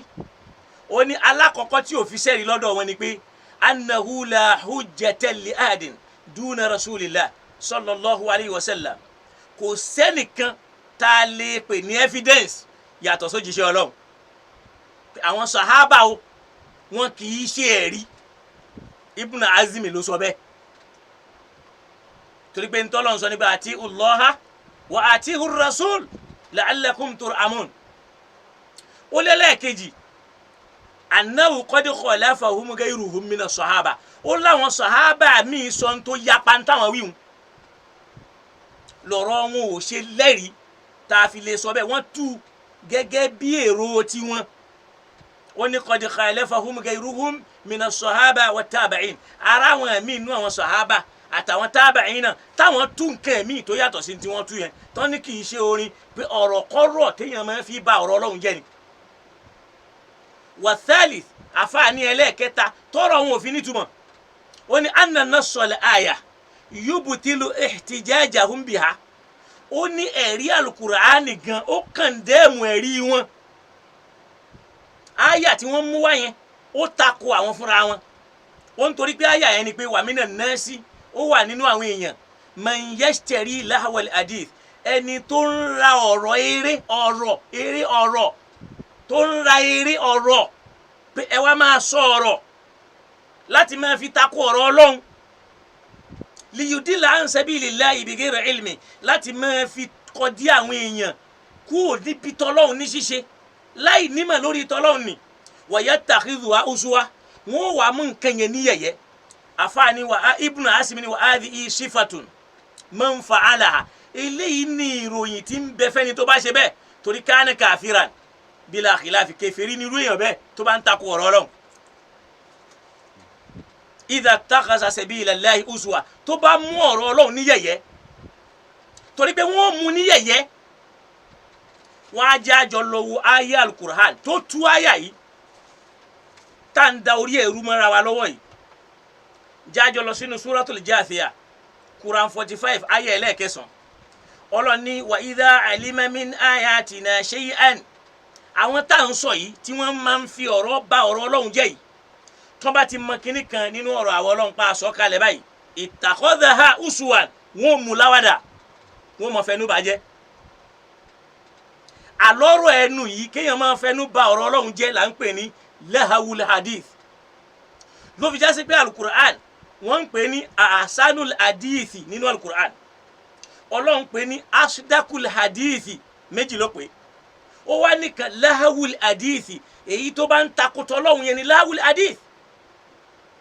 ṣé gbogbo orin ló ń takotọ Ọlọ́run abolórin mélòó ló gbé orin kalẹ̀ pẹ̀lú àníyàn wípé òun fẹ́ fi dí àwọn èèyàn lọ́wọ́ kán má lè kírun kán má gbàwẹ̀ ni ó ní wa idha alima min ayatina shay'an tó bá ti mọ kinní kan nínú àmì àwa Ọlọ́run tá a bá ti sọ kalẹ̀ báyìí nínú Al-Qur'ani ittakhadhaha uswa wọn ò mọ̀ mú ní yẹ̀yẹ́ bọ́lọ́run ṣe sọ pé wa minan nasi ó ń bẹ́ nù wọn o man yashtari lahwal hadith ẹni tó ń fi owó ra ọ̀rọ̀ kọ́rọ̀ káwọn èèyàn wa máa sọ sọ́rọ̀ Ọlọ́run liyudilla an sabilillah láti máa sọ àwọn èèyàn nù kúrò lójú ọ̀nà Ọlọ́run wa yattakhidhaha uswa wọn wà mú ọ̀rọ̀ Ọlọ́run ní yẹ̀yẹ́ l'Al-Qur'ani wa ń sọ nínú suratul Jathiyah Quran 45 aya 9 wípé wa idha alima min ayatina shay'an tó bá ti lè kẹ́fìn kínní kan nínú àwọn àdájọ́ àwọn Ọlọ́run nínú Qur'ani báyìí ittakhadhaha uswa wọn mú ní yẹ̀yẹ́ ni Ọlọ́run ulaika lahum adhabun alim àwọn tá a wí ìyà ẹlẹ́tẹ̀ ìró ni ó jẹ wọ́n naam adhabun muhin ìyà yẹpẹrẹ ni ó jẹ wọ́n tún bá mi lọ sínú suratul Kaf aya 56 Quran 18 kọ́ lè yìí ni ó ní wattakhadhu ayati àwọn tá ń wí làwọn tí wọ́n máa ń mú àwọn àmì èmi Ọlọ́run wa ma unziru àti iṣẹ́ táwọn òjíṣẹ́ Ọlọ́run wá jẹ́ uzuwan wọ́n mú ní yẹ̀yẹ́ ìyẹn ni lahwul hadith àwọn tó ń fọ̀rọ̀ Ọlọ́run ọba ṣeré gẹ́gẹ́ bó ìjà sí pé tá a bá ka àyà kan ní Al-Qur'an tí mo kà ń jò ní Ọlọ́run ní àwọn tá a wí wọ́n máa sọ pé la tasma'u li hadha al-Qur'ana ẹ má tẹ́tí sí Al-Qur'ani rẹ̀ walghaw fihi ẹ má fẹnu bàjẹ́ àbọ̀ ọ̀nà ti pé mo ka àyà náà ń jò ní pé la tasma'u li hadha al-Qur'an ẹ má tẹ́tí sí ti ń wí walghaw ẹ má lọ̀gá rẹ̀ ẹ má sọ̀sọ́kúsọ nípa ọ̀rọ̀ yẹn ìsọkúsọ yẹn là ń pè ní lahwul hadith ọ̀rọ̀ kọ́rọ̀ làwọn àfáwà ń pè ní alìgìnà wọn lórin ni ó rí pé mo sọ àyà yẹn jò ní pé la tasma'u li hadha al-Qur'an walghaw fihi that is al-Qur'an tó bá lọ ka suratu Fussilat àyà 26 ló wà ó ní Ọlọ́run ni wọ́n máa sọ yìí pé wa qala alladhina kafaru ó máa ra wọn kèfèrí tí wọ́n máa sọ yìí pé la tasma'u li hadha al-Qur'an ẹ má tẹ́tí sí Qur'ani rẹ̀ walghaw fihi ẹ má fẹnu bà ọ̀rọ̀ nú ẹ̀ jẹ́ la'allakum taghlibun torí kẹ́lẹ̀ bá wín ni wọn ẹ dákun ṣó jọra àbí ò jọra ṣó jọra àbí ò jọra Ọlọ́run ní idha alima min ayatina shay'an tó bá ti lè mọ kíní kan nínú ọ̀rọ̀ wa báyìí ittakhadhaha uswa wọ́n mú ní yẹ̀yẹ́ ni wọ́n ní ulaika lahum adhabun muhin àwọn eléyìí wọ́n jìyà yẹpẹrẹ ló fi jẹ́ pé wattakhadhu ayati nínú suratul Kahf 56 wọ́n mú àwọn àmì èmi Ọlọ́run àwọn ìkìlọ̀ mi wa ma unziru àtàwọn ìkìlọ̀ táwọn òjíṣẹ́ yẹn mú wá uzuwan wọ́n máa mú ní yẹ̀yẹ́ tó bá tún wá lọ sínú Al-Qur'an bákan náà nínú suratul Jathiyah aya 35 Quran 45 tí wàá gbọ́n tọ́lọ̀ ń sọ mbẹ́ Ọlọ́run tó wá ń sọ mbẹ́ fún wa wípé dhalikum bi annakum ó ń torí pé ẹ̀yin wọ̀nyí ittakhadhtum ayati llahi huzwa ẹ mú ọ̀rọ̀ Ọlọ́run ní yẹ̀yẹ́ wa garratikumul hayatud dunya ayé wa tàn yín jẹ ẹ mọ̀rọ̀ Ọlọ́run ẹ fi ń ṣe yẹ̀yẹ́ ẹ fi ń dẹ̀wẹ́kẹ́ ìyẹn náà ìbá fọ̀rọ̀ Ọlọ́run dẹ̀wẹ́kẹ́ là ń pè ní lahwul hadithi ó lẹ́yìn ṣe bẹ́ẹ̀ wa garratikumul hayatud dunya ìtànjẹ ayé wa tàn yín ẹ mọ̀ ń tẹ̀ ń ṣe mọ́ Ọlọ́run ní fal yawma àmọ́ lẹ́ni tẹ́ ti wá dọ́dọ̀ èmi la yukhrajuna minha ẹ ní jáde nù náà mọ́ wala hum yustatabuna kò sì sáàyè fún yín láti padà sáyé mọ́ kò sáàyè ẹ̀ tó bá tún wo suratul Kahf yẹn náà ní aya 106 Quran 18 Ọlọ́run ti ní zalika jazaohum jahannam ìyà jahannama ní èrè ẹ̀ṣẹ̀ wọn bima kafaru torí pé wọ́n kọ̀ tàwọn Ọlọ́run wattakhadhu ayati wa rusuli uzwan wọ́n sì tún mú àwọn ìkìlọ̀ èmi Ọlọ́run àtàwọn òjíṣẹ́ mi wọ́n sọ wọ́n dẹni yẹ̀yẹ́ wọ́n fi wọ́n ṣe yẹ̀yẹ́ ìwọ fúnra ẹ wá lọ káyà yìí pé wà minan nas ó ń bẹnu àwọn ènìyàn man yattakhidha lahwal hadith ẹni tó man yashtari ẹni tó ń fowó rà ó ń sanwó fáwọn èèyàn lahwal hadith láti máa sọ ọ̀rọ̀ kọ́rọ̀ láti máa fi bà ọ̀rọ̀ Ọlọ́run jẹ́ wa yattakhidhaha uswa kọ́ mú ní yẹpẹrẹ. mi ìròpò gbọ́ àyà yíyé pé mina nasi ó wà nú àwọn èèyàn man yashtari lahawal hadith ẹni tó ń fi owó tí ó máa fi ra ọ̀rọ̀ kọ́rọ̀ yóò máa sanwó fáwọn èèyàn ẹ máa fẹnu ba alukur'ani jẹ́ yóò sì máa sanwó fún wọn yóò máa fún wọn lóúnjẹ wa yattakhidhaha uswa wọn wà má alukur'ani líyẹ̀yẹ́ ó ní ulaika lahum adhabun muhin wọn ó jẹ ìyà yẹpẹrẹ. ìtumọ̀ kur'ani yìí rẹ̀ la mú wá nínú àyà kur'ani yìí wá tún já lọ sínú suratul káfí àyà 56 Quran 18 bẹ́ẹ̀ mi ló lódò báwọn àfààní káwájọ máa wò ṣe báyà kur'ani lè mímú wáyìí ṣe àyà kur'ani tóbi ju Ibn Mas'ud lọ torí pé tafsiril kur'ani bil kur'an huwa afdalu tafasir kur'ani tó dájú lèyí tẹ́ ẹ bá fi kur'ani túra wọn tẹ́yìn náà sì gbà bẹ́ẹ̀ pé tẹ́ ẹ bá ráyà tó bá ti tú kan ayọ̀ǹdẹ̀ ọlọ́run ti ní wa ma nursilul mursalin àwọn ọlọ́run àárán àwọn òjíṣẹ́ ń ṣẹ́ o illa mubashirina bí kì í ṣe pé kán lọ mọ́ fún àwọn èèyàn nírò wa mundhirin kí wọ́n sì lọ́ mọ́ kí àwọn èèyàn lọ wa yujadilu alladhina kafaru bil batili kó sì mọ́ tako àwọn káfìrí bil batili tí wọ́n fẹ́ sọ ọ̀rọ̀ ọlọ́run di irọ́ liyudhidu bihil haqqa láti fi ẹsẹ̀ òtítọ́ rinlẹ̀ mímí rò gbogbo ẹ̀ ó ní ma nursilul mursalin ààrà àwọn òjíṣẹ́ iṣẹ́ o illa mubashirina wa mundhirin bí kì í ṣe pé kán máa fún àwọn èèyàn nírò pé bẹ́ẹ̀ bá ṣe eré ẹgbàre wọ́n sì máa kí wọ́n lọ pé tẹ́ ẹ bá ṣe èyí tí ó da ẹgbà ìdá wa yujadilu alladhina kafaru bil batil wọ́n sì máa takò àwọn káfìrí ẹwọ́n tó ṣe lẹ́nu jọ́ mẹ́ta láwùlẹ̀ àdìsí dé ẹni tó máàlù kùránì tó dáná sun kí ló ṣe láwùlẹ̀ àdìsí ni gbogbo àwọn onífá tí wọ́n jáde tí wọ́n ń parọ́ máwọn àfá yìí láwùlẹ̀ àdìsí ni ẹni tó ń bú àwọn àfá láwùlẹ̀ àdìsí ni torí àwọn àfá ni yọ alukur'an tó bá níyì má alukur'an ò níyì mọ́nu ẹni tó ń parọ́ máwọn èèyàn láwùlẹ̀ àdìsí ni ẹni tó ń fẹnu bà àwọn èèyàn jẹ́ láwùlẹ̀ àdìsí ni òòrè yìí tó ń fẹnu bà kùránì jẹ́ ni pé kùránì yín wo sórí ló ń kọ́ sórí lẹ́yìn ń kọ́ olórin mélòó ló ń kọrin ló wáyé pé kùránì ló ń ta kò ní ọmọ bú kùránì àmọ́ ìkànnì ta lọ́lọ́run àbáwọ̀ lè ń pè rẹ̀ ó dẹ̀ ń fẹnu yẹpẹrẹ alukur'an kó lè má níyì in tó ń jẹ́ láwùlẹ̀ àdìsí nìyẹn ẹ lọ́ọ́ tún kéwúké.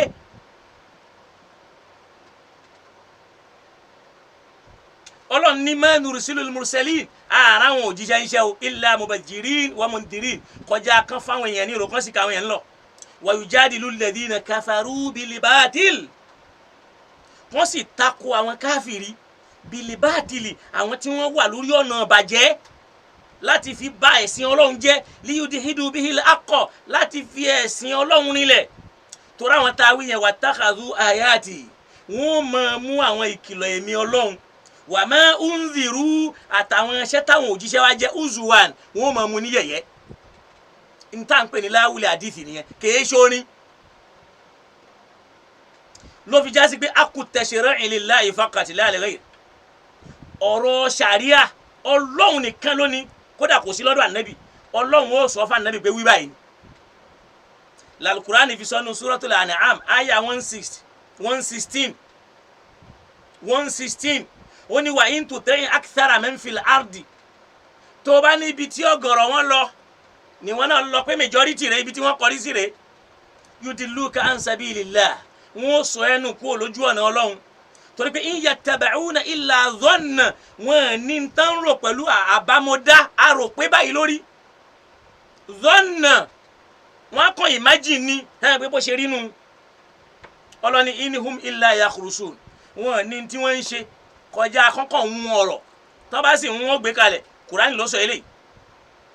wọ́n máa ń mú ọ̀rọ̀ ni náà wọ́n á jẹ́ kí n padà sí ọ̀dọ̀ àfa wa Ibn Hazmi tí wọ́n ń sọ̀rọ̀ lọ pé ẹ̀rí táwọn àfa mú wá yìí o tí wọ́n fi ń sọ pé èèwọ̀ lórí yìí o ẹ̀rí yẹn gan ò lálàáfíà bẹ́ẹ̀ o Ibn Hazmi wá ń ṣàlàyé pé la hujjata fi hadha liwuju ẹ̀rí ò sí lọ́dọ̀ wọn wọn lálẹ́ ọkọ ni pé la hujjata li ahadin duna rasulillah ẹnì kankan yéé ṣe ẹ̀rí yàtọ̀ sójíṣẹ́ Ọlọ́run wọn lẹ́lẹ́kejì ni wípé annahu qad khalafahum ghayruhum min as-sahaba wa tabi'in àti ráwọn ẹlòmíì tó sọ tó yàtọ̀ sí tiwọn nínú àwọn sahaba àtàwọn tabi'in wọn lẹ́lẹ́kẹta anna nassal aya yubtilu ihtijajahum biha aya yẹn fúnra ẹ̀ takò táwọn gan wí ibnu asimi wani walaw anna mura'an ishtara mas'afan wọ́n ní lápẹẹrẹ tẹ́nìkan bá lọ ra alukur'an liyudilla bi an sabilillah láti máa fi ṣì àwọn èèyàn lójú ọ̀nà wa yattakhidhahu uswa kó dẹ̀ máa fi ṣe yẹ̀yẹ́ lakana kafira kèfèrí ni ó jẹ́ tora wọn kan ra kur'an láti máa fi ba islam jẹ́ ni wọ́n rà fún àwọn akẹ́ni kur'an ńlẹ́ lónìí tẹ́bi gbogbo tájẹ́ẹ̀tì wọn tí wọ́n fi rà á wọ́n á sì máa kóòtì nǹkan tí ò yé wọn jáde ńbẹ̀ ẹ máa ríru wọn bẹ́ẹ̀ láwọn pásítọ̀ kìnnì kan Fọlárìn pásítọ̀ kìnnì kan Akíntárò pásítọ̀ kìnnì kan tí wọ́n máa kókù ti Qur'an lọ síbi tí èsì ibi tọ́lọ̀ ń wí sí kí la fẹ́ pé tí wọ́n ní láwùlẹ̀ àdìsí làwọn náà ṣe wọ́n lọ ra alukur'an láti máa fi ṣe láwùlẹ̀ àdìsí ibùnà asimi tẹ́nìkan bá lọ ra alukur'ani liyudilla bihi an sabilillah tó fẹ́ máa fi sọ àwọn èèyàn nù kúrò lójú ọ̀nà Ọlọ́run wa yattakhidhahu uswan tó wá ń fa alukur'ani yẹn ṣe yẹ̀yẹ́ ṣàpọ̀ wọn náà ti ń sọ ẹ́ sìn èyí tó jó kur'ani takora wọn ó náà sì ní kur'ani lọ́wọ́ ó ní lakana kafira kèfèrí lẹ́ni yẹn ó jẹ́ ó ní fahadha huwa alladhi dhamma Allahu ta'ala ó ní ntọ́lọ́wọ́n bá ń wí tó fi ń kàn wọ́n lábùkù lé lórí nìyẹn wa ma dhamma qattun azza wa jalla man ishtara lahwa al-hadith liyaltahi bihi wa yaruhu nafsahu la liyudilla an sabilillahi ta'ala Ọlọ́run ò ní bá ẹnìkan wí tó ra nǹkan orin sílé tó kàn ń gbọ́ nǹkan ẹ̀ láti fi tutù ẹ̀mí ara ẹ̀ tó kàn fẹ́ fi relax lódiwọ̀n tí ibà ṣe pé ó fẹ́ fi sọ àwọn èèyàn nùkú olójú ọ̀nà Ọlọ́run ó ní purpose ni ó ṣiṣẹ́ ń bẹ́ẹ̀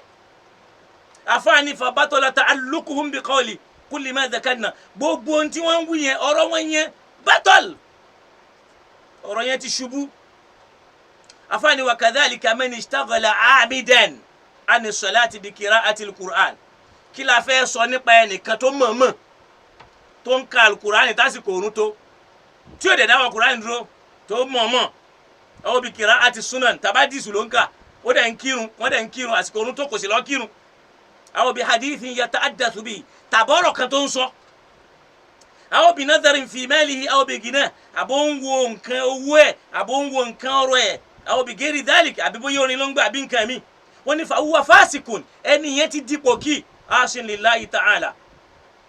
tó ti yapa Ọlọ́run torí pé wa man lam yudayyi' shay'an min al-fara'id àfa àlẹ́ tí ò bá ti fi nǹkan kan ráre nínú tọ́lọ́mù bá pè lọ́rọ̀ yẹn istigalan bima dhakarna tó dẹ̀ ní nǹkan orin lé tó ń gbọ́ tàbó ń kọrin onífà wúwa músínù èèyàn rẹ ní inú tíra àwọn àfa sunna ló wà ó wà nù al-Mahallil ibn Azmi o lọ́ka volume 9 page 60 o torí gbogbo ń bá bá wí náà lè ọ̀rọ̀ ṣíà ní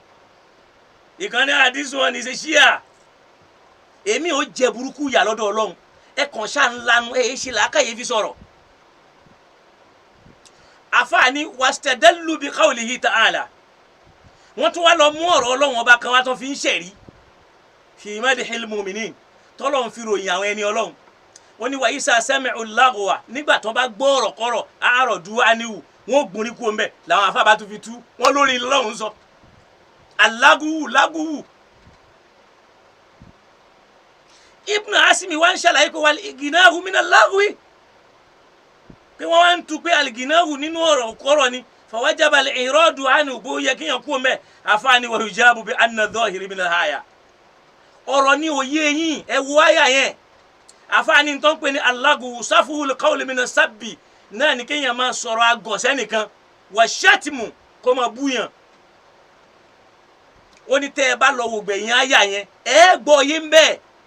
àyà yẹn ń bẹ nu suratul Qasas àyà 55 ó ní wa isa sami'u al-laghwa nígbà tí wọ́n bá gbọ́ táwọn èèyàn bá sọ̀rọ̀ kọ́rọ̀ sí wọn àròdù ànihu wọn á méjì wọn kú ń bẹ̀ ìyẹn láyé sọ pé eléyìí tó ń darẹ̀ láàmú ìdáwà kọ́ ló ń ṣe báwọn èèyàn bá ń sọ̀sọ́kúsọ fèsì iṣẹ́ ọlọ́run tí wọ́n bá ń ṣe tó bá jẹ́ ọlọ́run ló ń ṣe tiẹ̀ lóòótọ́ yóò dúró tiẹ̀ bó ṣe dúró ti mùdírù mọ́kàs ó ní wàyí sá sẹ́mi ọláhùwà nígbà tó bá gbọ́ táwọn èèyàn sọ̀rọ̀ kọ́rọ̀ sí wọn àròdù ànihu wọn méjì wọn kú ọmọ wọn á ṣe bí páwọn ò gbọ́ wàkálù wọn wàá sọ pé lànà àmẹ́lù náà àwọn ọmọ ṣe ti wá lọ ọlọ́run ó san wá lẹ́san wàlákùm àmẹ́lùkùm ẹ̀yin náà máa ṣe bẹ́ẹ̀ tí ń ṣe o ìyẹn bí bàtà bá ní bó ti ń ṣe náà ni ó sì máa ṣe lọ bó ti ń ṣe náà ni ó sì máa ṣe lọ ẹnìkan kì í ṣe irú èyí kó máa máa lábọ́ bó ti ń ṣe náà ni ó sì máa ṣe lọ ó ní lakum a'malukum ẹ máa jìyà bẹ́ẹ̀ tí ń ṣe yìí tẹ̀ ń bú wa yìí walakum a'maluna àwa náà ó jẹ èrè tiwa salamun alaykum àlàáfíà ọlọ́run kó máa bá yín la nabtaghi aljahilin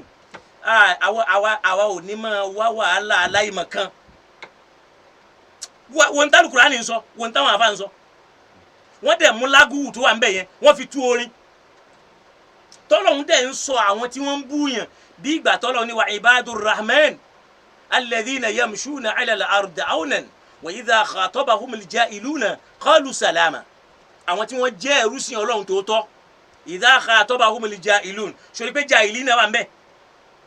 nígbà táwọn aláìmọ̀kan bá ń sọ̀rọ̀ sí wọn ó gbọ́ idha khatabahumul jahiluna àwọn ẹrú sí Ọlọ́run tòótọ́ yamshuna ala al-ardi awnan wọn kì í tẹ̀lé tẹ̀kútẹ̀ bẹ́ẹ̀ ṣe ń tẹ̀ yìí ìyẹn gan ti júwe wípé ó ti júwe wípé Yusuf ẹ̀ṣẹ̀ ni Ọlọ́run áyà yìí torí pé wọ́n ló wá bẹ́ẹ̀ mímí wá bẹ́ẹ̀ tọ́lọ́mbá ní wa ibadur rahman àwọn tí wọ́n jẹ́ ẹrú sí Ọlọ́run tòótọ́ yamshuna ala al-ardi awnan wọ́n á máa rìn lórílẹ̀ pẹ̀lú pẹ̀lẹ́pẹ̀lẹ́ wọn ò ní ríra wọn sí nǹkan kan tẹ́kẹ́ ni wọ́n máa fọ́nbù tẹ́ bá pé 1000 máa kó yín sẹ́wọ̀n ìwọ lẹ́wọ̀n lọ́dọ̀ ẹ̀ wọ́n já àná mọ̀ lágbára ju táyé lọ. ó ní idha khatabahumul jahilun àwọn tí wọ́n já sí pé táláìmọ̀ kan bá sọ ọ̀rọ̀ sí wọn tó bú wọn qalu salama wọn kàn ní wo ọlọ́wọ́n aṣáánu salam àlàáfíà làwa wà sínú wàhálà yìí ááyà yẹn lọ́lọ́run sọ mí pé wọ́n yí sá sẹ́bìn ọ̀làgọ̀wà tán bá gbọ́ táwọn èèyàn bá bú wọn àwọn àfáàfi tú orin àròdù ànihu wọn á méjì wọn kú mẹ́ wàkọ́lù lànà àmẹ́lù náà wọn dẹ̀ máa ní àwa ní ta ń ràn walakum a'malukum ẹ máa rántí yín náà salamu alaykum àlàáfíà ọlọ́run kó máa bá yín la nabtagil jahilina àwa kì í bá láìmọ̀ kan fa ọ̀rọ̀ suratul qasas aya 55 ẹ wo báwọn afa ṣe ń parọ́ nú Islam wọ́n á dẹ̀ máa tú Al-Qur'an wọ́n máa fún ní túmọ̀ tí ẹ ṣe túmọ̀ rẹ̀ bákan náà èyí tí mo kà ní sí suratul Furqan ló wà aya 63 pé wa idha khatabahumul jahiluna qalu salama bóyá Anthony General àwọn kílẹ̀ yìí tẹ́ ti ń ṣe kílẹ̀ àwọn tó ń pa báìbù yìí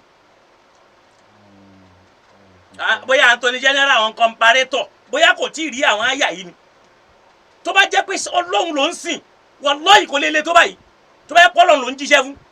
tó fi wá máa parọ́ mọ́ yìí parọ́ mọ́ tọ̀hún parọ́ mọ́ ti bí ó gbọ́n tọ́lọ́run sọ ni ó láwọn ẹni Ọlọ́run ìsásẹ́bẹ̀ ọlágọ̀wà tó bá gbọ́ táwọn èèyàn bá sọ̀sọ́kúsọ àròdù ànihu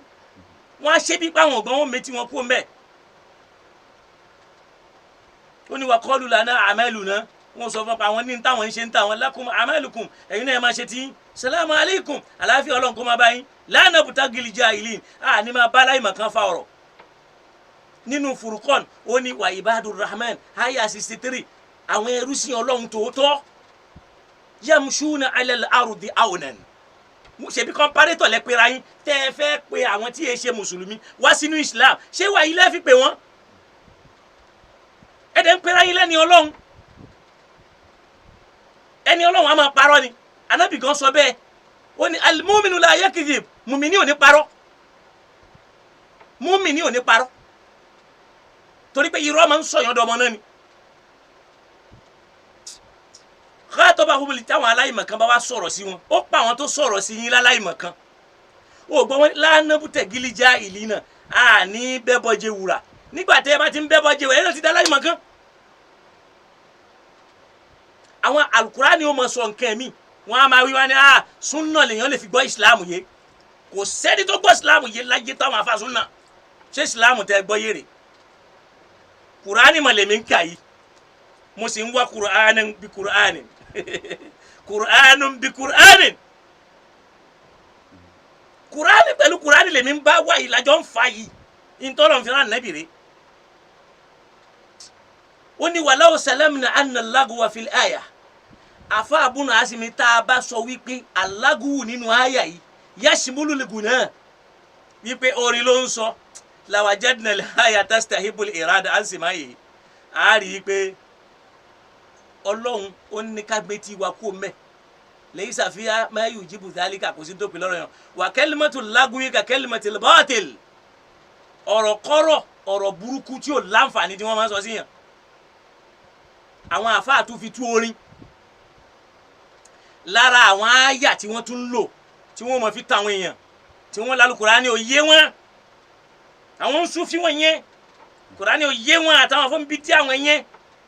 wọ́n tún lo àyà ilé yìí náà tí wọ́n máa fi ń parọ́ tí wọ́n máa tún tukutu tó bá bá mi lọ ka Suratul Isra tó jẹ́ Suratu Bani Israel nínú àyà 64 tún gbọ́ àyà tó fi ń parọ́ ń bẹ̀ àwọn àyà tí wọ́n máa ń lò rè o ìkan nìkan ló ń sáré kọ ọ̀rọ̀ Bùnú Mọ̀súdì wá pé aláìmọ̀kan lèmi òun ò ní gbọ́rọ̀ tèmi mọ́ ó lè gbọ́mọ̀ Kùránì ló fẹ́ gbọ́mọ̀ lọ́wọ́ àwọn àfáà yín tó ń sọ̀rọ̀ wọ́n mẹ́rin wá ẹjọ́ ni wọ́n ń ro àyà tí wọ́n tún ń lò rè o wọ́stẹ̀fù dídí mọ̀nísítà táàtà mí ní hùmbì sọ́wọ́tìkà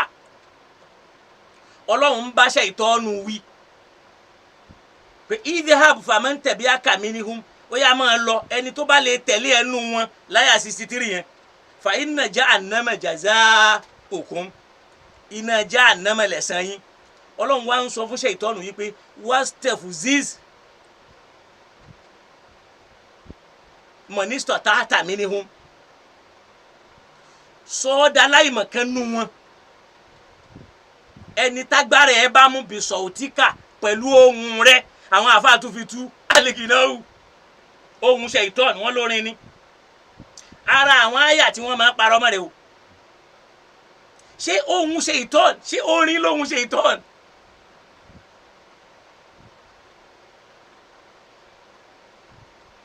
tọ́lọ́hun dẹ̀rọ yín ṣèitán sọ́ọ̀tù ṣèitán wáṣuwáṣu ni òun ni kó kóró yìí báyàn nínú ọkàn tọ́lọ́hun sọ fún Ádámà yìí pé fàwáṣuwáṣá ṣẹgẹtì mísìn ṣe ìta èṣù kóró yìí bá Ádámà àti Háwà yóò máa bẹ́ẹ̀ sọ̀rọ̀ nù ọkàn lọ́lọ́run fi ni wa amma man khafa maqama rabbihi wa naha an-nafsa anil hawa wọ́n ní sọ́ọ́tìkà yẹn wọ́n lóhun ṣe ìtọ́nu ni wọ́n lórin ni wọ́n ní alìgìnáwù ni àwọn àfáà tútù bẹ́ẹ̀ wàá jẹ́ àwọ̀ wàá gbọ́n tí wọ́n tú wọ́n wá ní ikhtalafa ahlu tahwili fi sawt wọ́n láwọn àfọ̀ onítùmọ̀ yapa ẹnu lórí kí là ń pè ní sọ́ọ̀tù mbẹ̀yẹn faqala ba'duhum wọ́n láwọn kan sọ wípé unabihi sọ́ọ̀tù lìgìnáyì wà láìbì wọ́n ní ohun orin àti ìlú ni àfáà ní zakara man qala dhalika àwọn tí wọ́n sọ eléyìí in tí wọ́n sọ rèé wọ́n wá mú ọ̀rọ̀ tí wọ́n wá ní haddathana Abu Kuraybi qala sana ibn Idris al-Lays al-Majahid fi qawli wastafziz man istata'ta min bisotika qala billahi wal ghina wọ́n ní Mujahid ló sọ bẹ́ẹ̀ kìí ṣe pọ́lọ́n ló sọ bẹ́ẹ̀ ọ̀tọ̀ ni tọ́lọ́hun ń sọ o àwọn ìyẹn mú yẹn wá wọ́n ní wa qala akharun àwọn kan sọ pé unabi yìí túmọ̀ ẹ̀ ni pé bidu'aika iyyahum ila ta'atika pípè tí wọ́n ṣe ìtọ́nu bá ń pè wọ́n lọ síbi kan gba tiẹ̀ wa ma'siyatillah àti ìyapa ọlọ́run wọ́n láwọn tí wọ́n sọ bẹ́ẹ̀ haddathani Ali qala sana Abdullah sana Muawiya ani Ali ani ibn Abbas òun ni qala sawtuhu ó ní ń tà ń pè lóhùn yẹn ń bẹ̀ yẹn kullu da'in gbogbo olùpèpè da'a ila ma'siyatillah tó bá ti ń pè àwọn èèyàn lọ síbi ìyapa ọlọ́run ohun ṣàìtán ni wọ́n fi ìtumọ̀ tó correct ilẹ̀ wọ́n lọ mú ìtumọ̀ tí ò lálàáfíà láti fi àṣìfù èèmù wọn. níjọ́ tí aya alukurani kan sọ̀kalẹ̀ pé inna hadha sirati mustaqiman èyí ni ojú ọ̀nà èmi ọlọ́run tòótọ́ fattaba'uhu òun ni ẹ máa tẹ̀lé wala tattabi'u subula ẹ máa tẹ̀lé àwọn ọ̀nà mi fatafarraqa bikum an sabili tí ó dá yín rú kúrò lójú ọ̀nà ọlọ́run kí lójú ọ̀nà náà jẹ́ ọ̀nà alukur'an lọ́lọ́run ní hadha sirati mustaqiman. ibnu Mas'ud radiyallahu ta'ala anhu ní jọ́nà خط رسول الله صلى الله عليه وسلم خطا وخط خطوطا عن يمينه وعن شماله ولا النبي فلا كان ساني باي ó wá fa àwọn ala rẹpẹtẹ sọ́tún ó fa ala rẹpẹtẹ sósì ó wá ní ilẹ̀ ẹyọ kan tí ń bẹ láàrin hadha sabilullah ojú ọ̀nà Ọlọ́run kan yẹn rẹ ó ti ń jẹ́ alukur'an wa haula'i subul ṣe ra àwọn ọ̀nà míì tó kù tẹ̀ ń wò yìí ṣẹ́gẹ́tì mi sìn haula'i subul ala kulli sabilin minha shaytanun yad'u ilayha ojú ọ̀nà kankan bẹ ní ṣèitọ́nù wà tó ń pèpè síbẹ̀ gbogbo tó bá ti yàtọ̀ sí alukur'an kí ṣèitọ́nù má mú yàn yóò múra.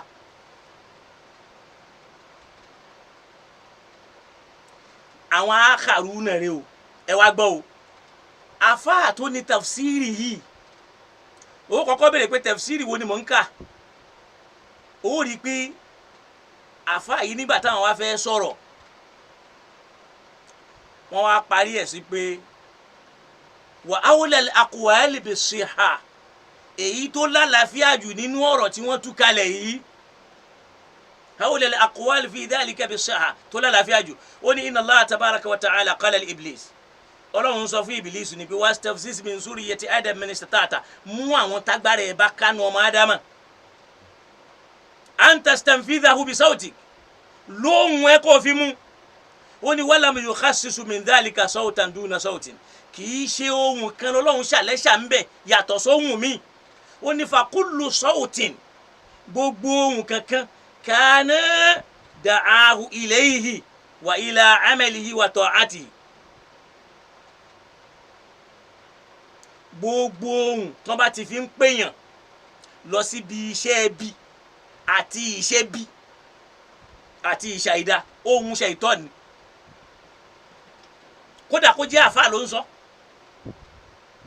wa khilafan lid-du'a ila ta'atillah tó bá ti yapa ìpèyàn sí tọ́lọ́hun wọ́n ní tọ́lọ́hun sọ nìyẹn àmọ́ ńgbà táwọn àfáà fẹ́ tú wọ́n mú ìtumọ̀ tó lálàáfíà wọ́n sọ ọ́ lẹ̀ nítorí politics wọ́n méyì tí ò nítumọ̀ tí ò bá túmọ̀ yẹn mú wọ́n kì í yẹn mọ́lẹ̀ wọ́n ní yẹn ní túmọ̀ rẹ̀. naam ó wá rí pé tá a bá ń sọ̀rọ̀ Imam al-Ghazali àwọn náà wá dá sí èyí náà wá pẹ́ díẹ̀ lálẹ́ yìí o Imam al-Ghazali rahmatullahi ta'ala alayhi wọ́n ní idha kana dhikru ismillahi ta'ala ala shay'in ala tariqil qismi min ghayri uqdi alayhi wala tasmim والمخالفة فيه مع أنه لا فائدة فيه لا يؤاخذ به فكيف يؤاخذ بالشعر والرقص أفاني إذا كان ذكر اسم الله تبا جاسك بتين يبان دارك الله لوري نككن على طريق القسم لوري بين ينبورا من غير أكودين تنيو de takoko búra yẹn nínú ọkàn ó kàn sọ lẹ́nu ni والمخالفة فيه tin tó dẹ̀ sọ dẹ̀ yapa yẹn مع أنه لا فائدة فيه tin tó dẹ̀ sọ yẹn ò ṣàǹfààní لا يؤاخذ به tọ́lọ́hun nítorí ẹ̀ fìyà jẹ فكيف يؤاخذ بالشعر báwo lọ́lọ́run ṣe fẹ́ fìyà jẹ yàn بالشعر والرقص torí pé ó kọrin àbí torí pé ó jó.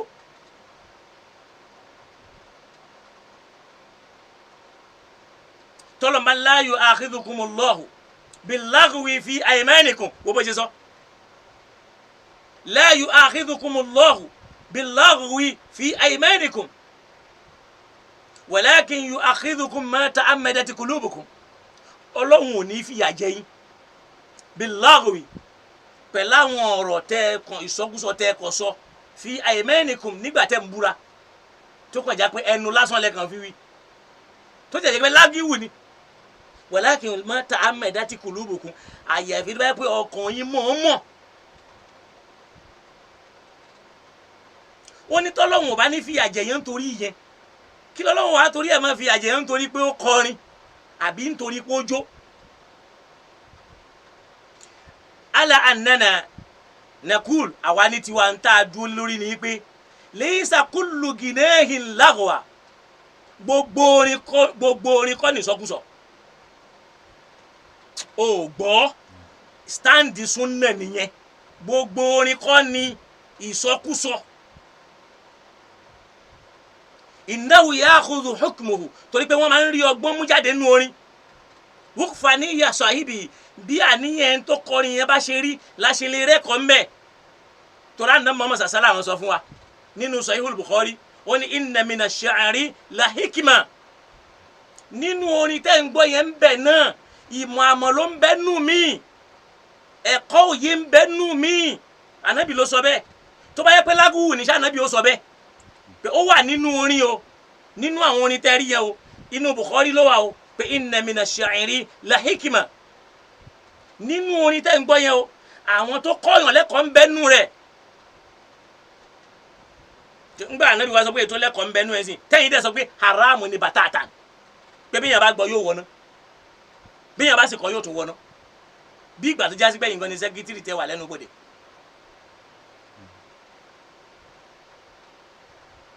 fàníyà saliha tuhilu llaha wa qurba àníyàn tó dáa a máa sọ eré di súnmọ́ lọ́wọ́ mọ́yàn lọ́wọ́ wal masawu toha kódà a máa sọ àpárá dìtẹ̀ láṣẹ Ọlọ́run wà níyàtul khabitha téèyàn bá láníyàn tí ò dá tó fi kọrin tubitul amal ó lè bá ṣe jẹ́ alladhi zahiruhu ibada tá à ń rí ń ta pé ẹni yẹn ń sin lọ́hùn ni wa batinuhu riya àmọ́ ìta gbangba kárí mi ni. Ànábì ní inna Allaha la yanzuru ila suwarikum Ọlọ́run ò ní wo àwòrán yín wa amwalikum kò ní wo bẹ́ẹ̀ ṣe lówó tó àbí bẹ́ẹ̀ ṣe ná yanzuru ila qulubikum wa amalikum yóò wo ọkàn yín àti iṣẹ́ tẹ́ ẹ ṣe ni. Muslimu ló gbà wá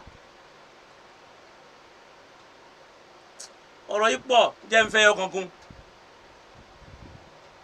afọ Ibn Hasimi tún sọnù al-Mahalli wọn ruddan ala alladhina yamna'una al-ghina láti máa fi dá ìsì ọ̀rọ̀ padà fáwọn tí wọ́n ń sọ pé orin ò lẹ́tọ̀ọ́. wa ihtajju qalu ẹ̀rí tí wọ́n mú wá rèé o wọ́n ní min al-aqli ghina am ghayra al-aqli wala sabila qismi thalith fama ba'da al-aqli ila ad-dalal ọ̀rọ̀ tí wọ́n ń sọ nìyẹn. àwọn gbà pé kò tiẹ̀ sórin rárá kò sọ́nà míì fún orin kò tiẹ̀ sí nǹkan kan bẹ́ẹ̀. àfáà ní fa wa jawabuna èsì wá fún wọn rèé o. wọn lánàá Nábì sọ pé innamal a'malu binniyati wa innamal likulli imri'in ma nawa àníyàn tó ní kálukú fi kọrin lọ́lọ́run fi sọ lẹ́san rẹ̀. muttafaqun alayhi Bukhari àti Muslim ló gbà wá. àfáà ní faman nawa bistima'il ghina awnan ala ma'siyati Allah fa huwa fasiq ẹni tó bá ní lẹ́mìí pé òun fẹ́ gbọ́ orin láti fi yapa Ọlọ́run irú yẹn kò kí ni. wa kadhalika kullu shay'in fi ghayri ghina bẹ́ẹ̀ náà ní bí gbogbo nǹkan tó yàtọ̀ sórin. wa man nawa bihi tarwihu nafsa ẹni tó bá ní lẹ́mìí pé òun kàn fẹ́ fi relax ni li yuqawwi bidhalika ala ta'ati Allah azza wa jalla láti pé kóun fi lè ní okun láti ráàyè ṣètò Ọlọ́run ọba òun dáadáa. wa yunshitu nafsahu bidhalik kó fi dáre lára yá alali birri láti rí dáadáa ṣe onífà wúwa muti'un musin olùtẹ̀lé tọlọ́hun èèyàn dáadáa ni. wa fi'lu hadha min al-haqqi in tó ṣe yẹn ẹ̀tọ́ ni. wa man lam yanwi ta'a ẹni tí ò bá láníyàn dáadáa ń bẹ̀ wala ma'siyah tí ó sì láníyàn kó ń fẹ́ yapa Ọlọ́run fa huwa laghwun ma'fuwun anhu tẹ́ bá tiẹ̀ wá pè ní lágùwù gan Ọlọ́run mójú kúrò ń bẹ̀ kò lẹ́mìí tọlọ́run ló fi ṣe lámìyẹ́ni wì tọ́ ha ó fẹ́ gbọ́ orin kò dàníyàn tọlọ́run sí wàlá ma'siyah kò dẹ̀ dàníyàn yapa sí fàwùwà lágùwùn tẹ́ bá tiẹ̀ sọ pé lágùwù ni pé nǹkan kí nǹkan ló ń gbọ́ ó ní ma'fuwun anhu Ọlọ́run ti mójú kúrò ń bẹ̀ torí kò sọ̀rọ̀ lórí ẹ̀ ó ti fi hàn pé kò lẹ́ṣẹ̀ wọ́n ní ka khurujil insani ila bustanihi ó ní dàbí ìgbà tí ènìyàn jáde lọ sóko rẹ̀ wa qu'uduhu ala babi darihi tàbí ńgbà tí yàn jókòó sẹ́nu ọ̀nà ilé rẹ̀ mutafarrija tó bọ́ ara lẹ̀ wasabagahu thawbuhu la dhurdiyan tó kàn mú aṣọ tó bọ́lẹ̀ ń bẹ̀ àbó mú aṣọ ẹ̀ ó paláró aw ghayra dhalika madasaka wa qabda bóyá ó tẹ́lẹ̀ ní àbí nǹkan mi ó lẹ́ni yẹn ò yàtọ̀ ẹni tó gbọ́ orin ò yàtọ̀ sẹ́ni tó wà ń ta tó bọ́ ṣọlẹ̀ tàbí ẹni tó jókòó lẹ́nu ọ̀nà lé ẹ̀ àbọ́lọ́ ní kó lọ jókòó lẹ́nu ọ̀nà lé ni ọlọ́run ò ṣàṣọ bí tí ó jókòó sí káwá ní kó lè jókòó lẹ́nu ọ̀nà lé ó ní bẹ́ẹ̀ lẹ́ni tó lórí gbọ́ torí ọlọ́run ti dákẹ́ ń bẹ̀ ẹ lọ ka ilé nínú Al-Mahalli volume 9 page 60 ẹ bá ń bẹ̀ ẹnjìnìá jẹ́ ká dúró báyìí pẹ̀lú ògo lọ́dọ̀ ọlọ́run á túmọ̀ tẹ̀síwájú sí kéétọ́ kéétọ́ wallahi kéétọ́ ẹ̀rí yẹn sì pọ̀ bẹ́ẹ̀ ni o kọ́lọ́n kó ṣíjú àánú wa o eléyìí kò sì sí ń tó bí àwọn tí wọ́n béèrè ìbéèrè lọ́wọ́ wọn ti dáhùn ìbéèrè àwọn tí wọ́n wá bọ́ọ̀ta láti ba ìbéèrè yẹn jẹ́ wọ́n wá lọ gé ìdáhùn àwọn àfáà yẹn dànù wọ́n wá ń gbé tàwọn àfáà wọn sí wọn lẹ́gbẹ̀ẹ́ láti sọ pé àwọn àfáà wọn ló ń sọ̀rọ̀ tó tọ́tun láwọn túkùtù tí wọ́n tú ṣe bóun lájọ́ rí láwùl hadith kì í ṣe àlìgìnáwù o àfáà tó fi tú àlìgìnáwù àyìmọ̀kan ló fi tú òun la sì mú àwọn àyà rẹ̀ wá nínú Kùránì àwọn ọ̀rọ̀ táwọn èèyàn ń sọ láti fi tako Al-Kùránì láti fi yẹpẹrẹ Kùránì gbogbo ọ̀nà tí wọ́n bá wá gbé gbà ìbá wá jẹ́ bí orin ìbá wá jẹ́ bí ọ̀rọ̀ ẹnu ìbá wá jẹ́ social media ìbá wá jẹ́ bí kéèyàn kọ newspaper lágùwù náà ni gbogbo wọn jẹ́.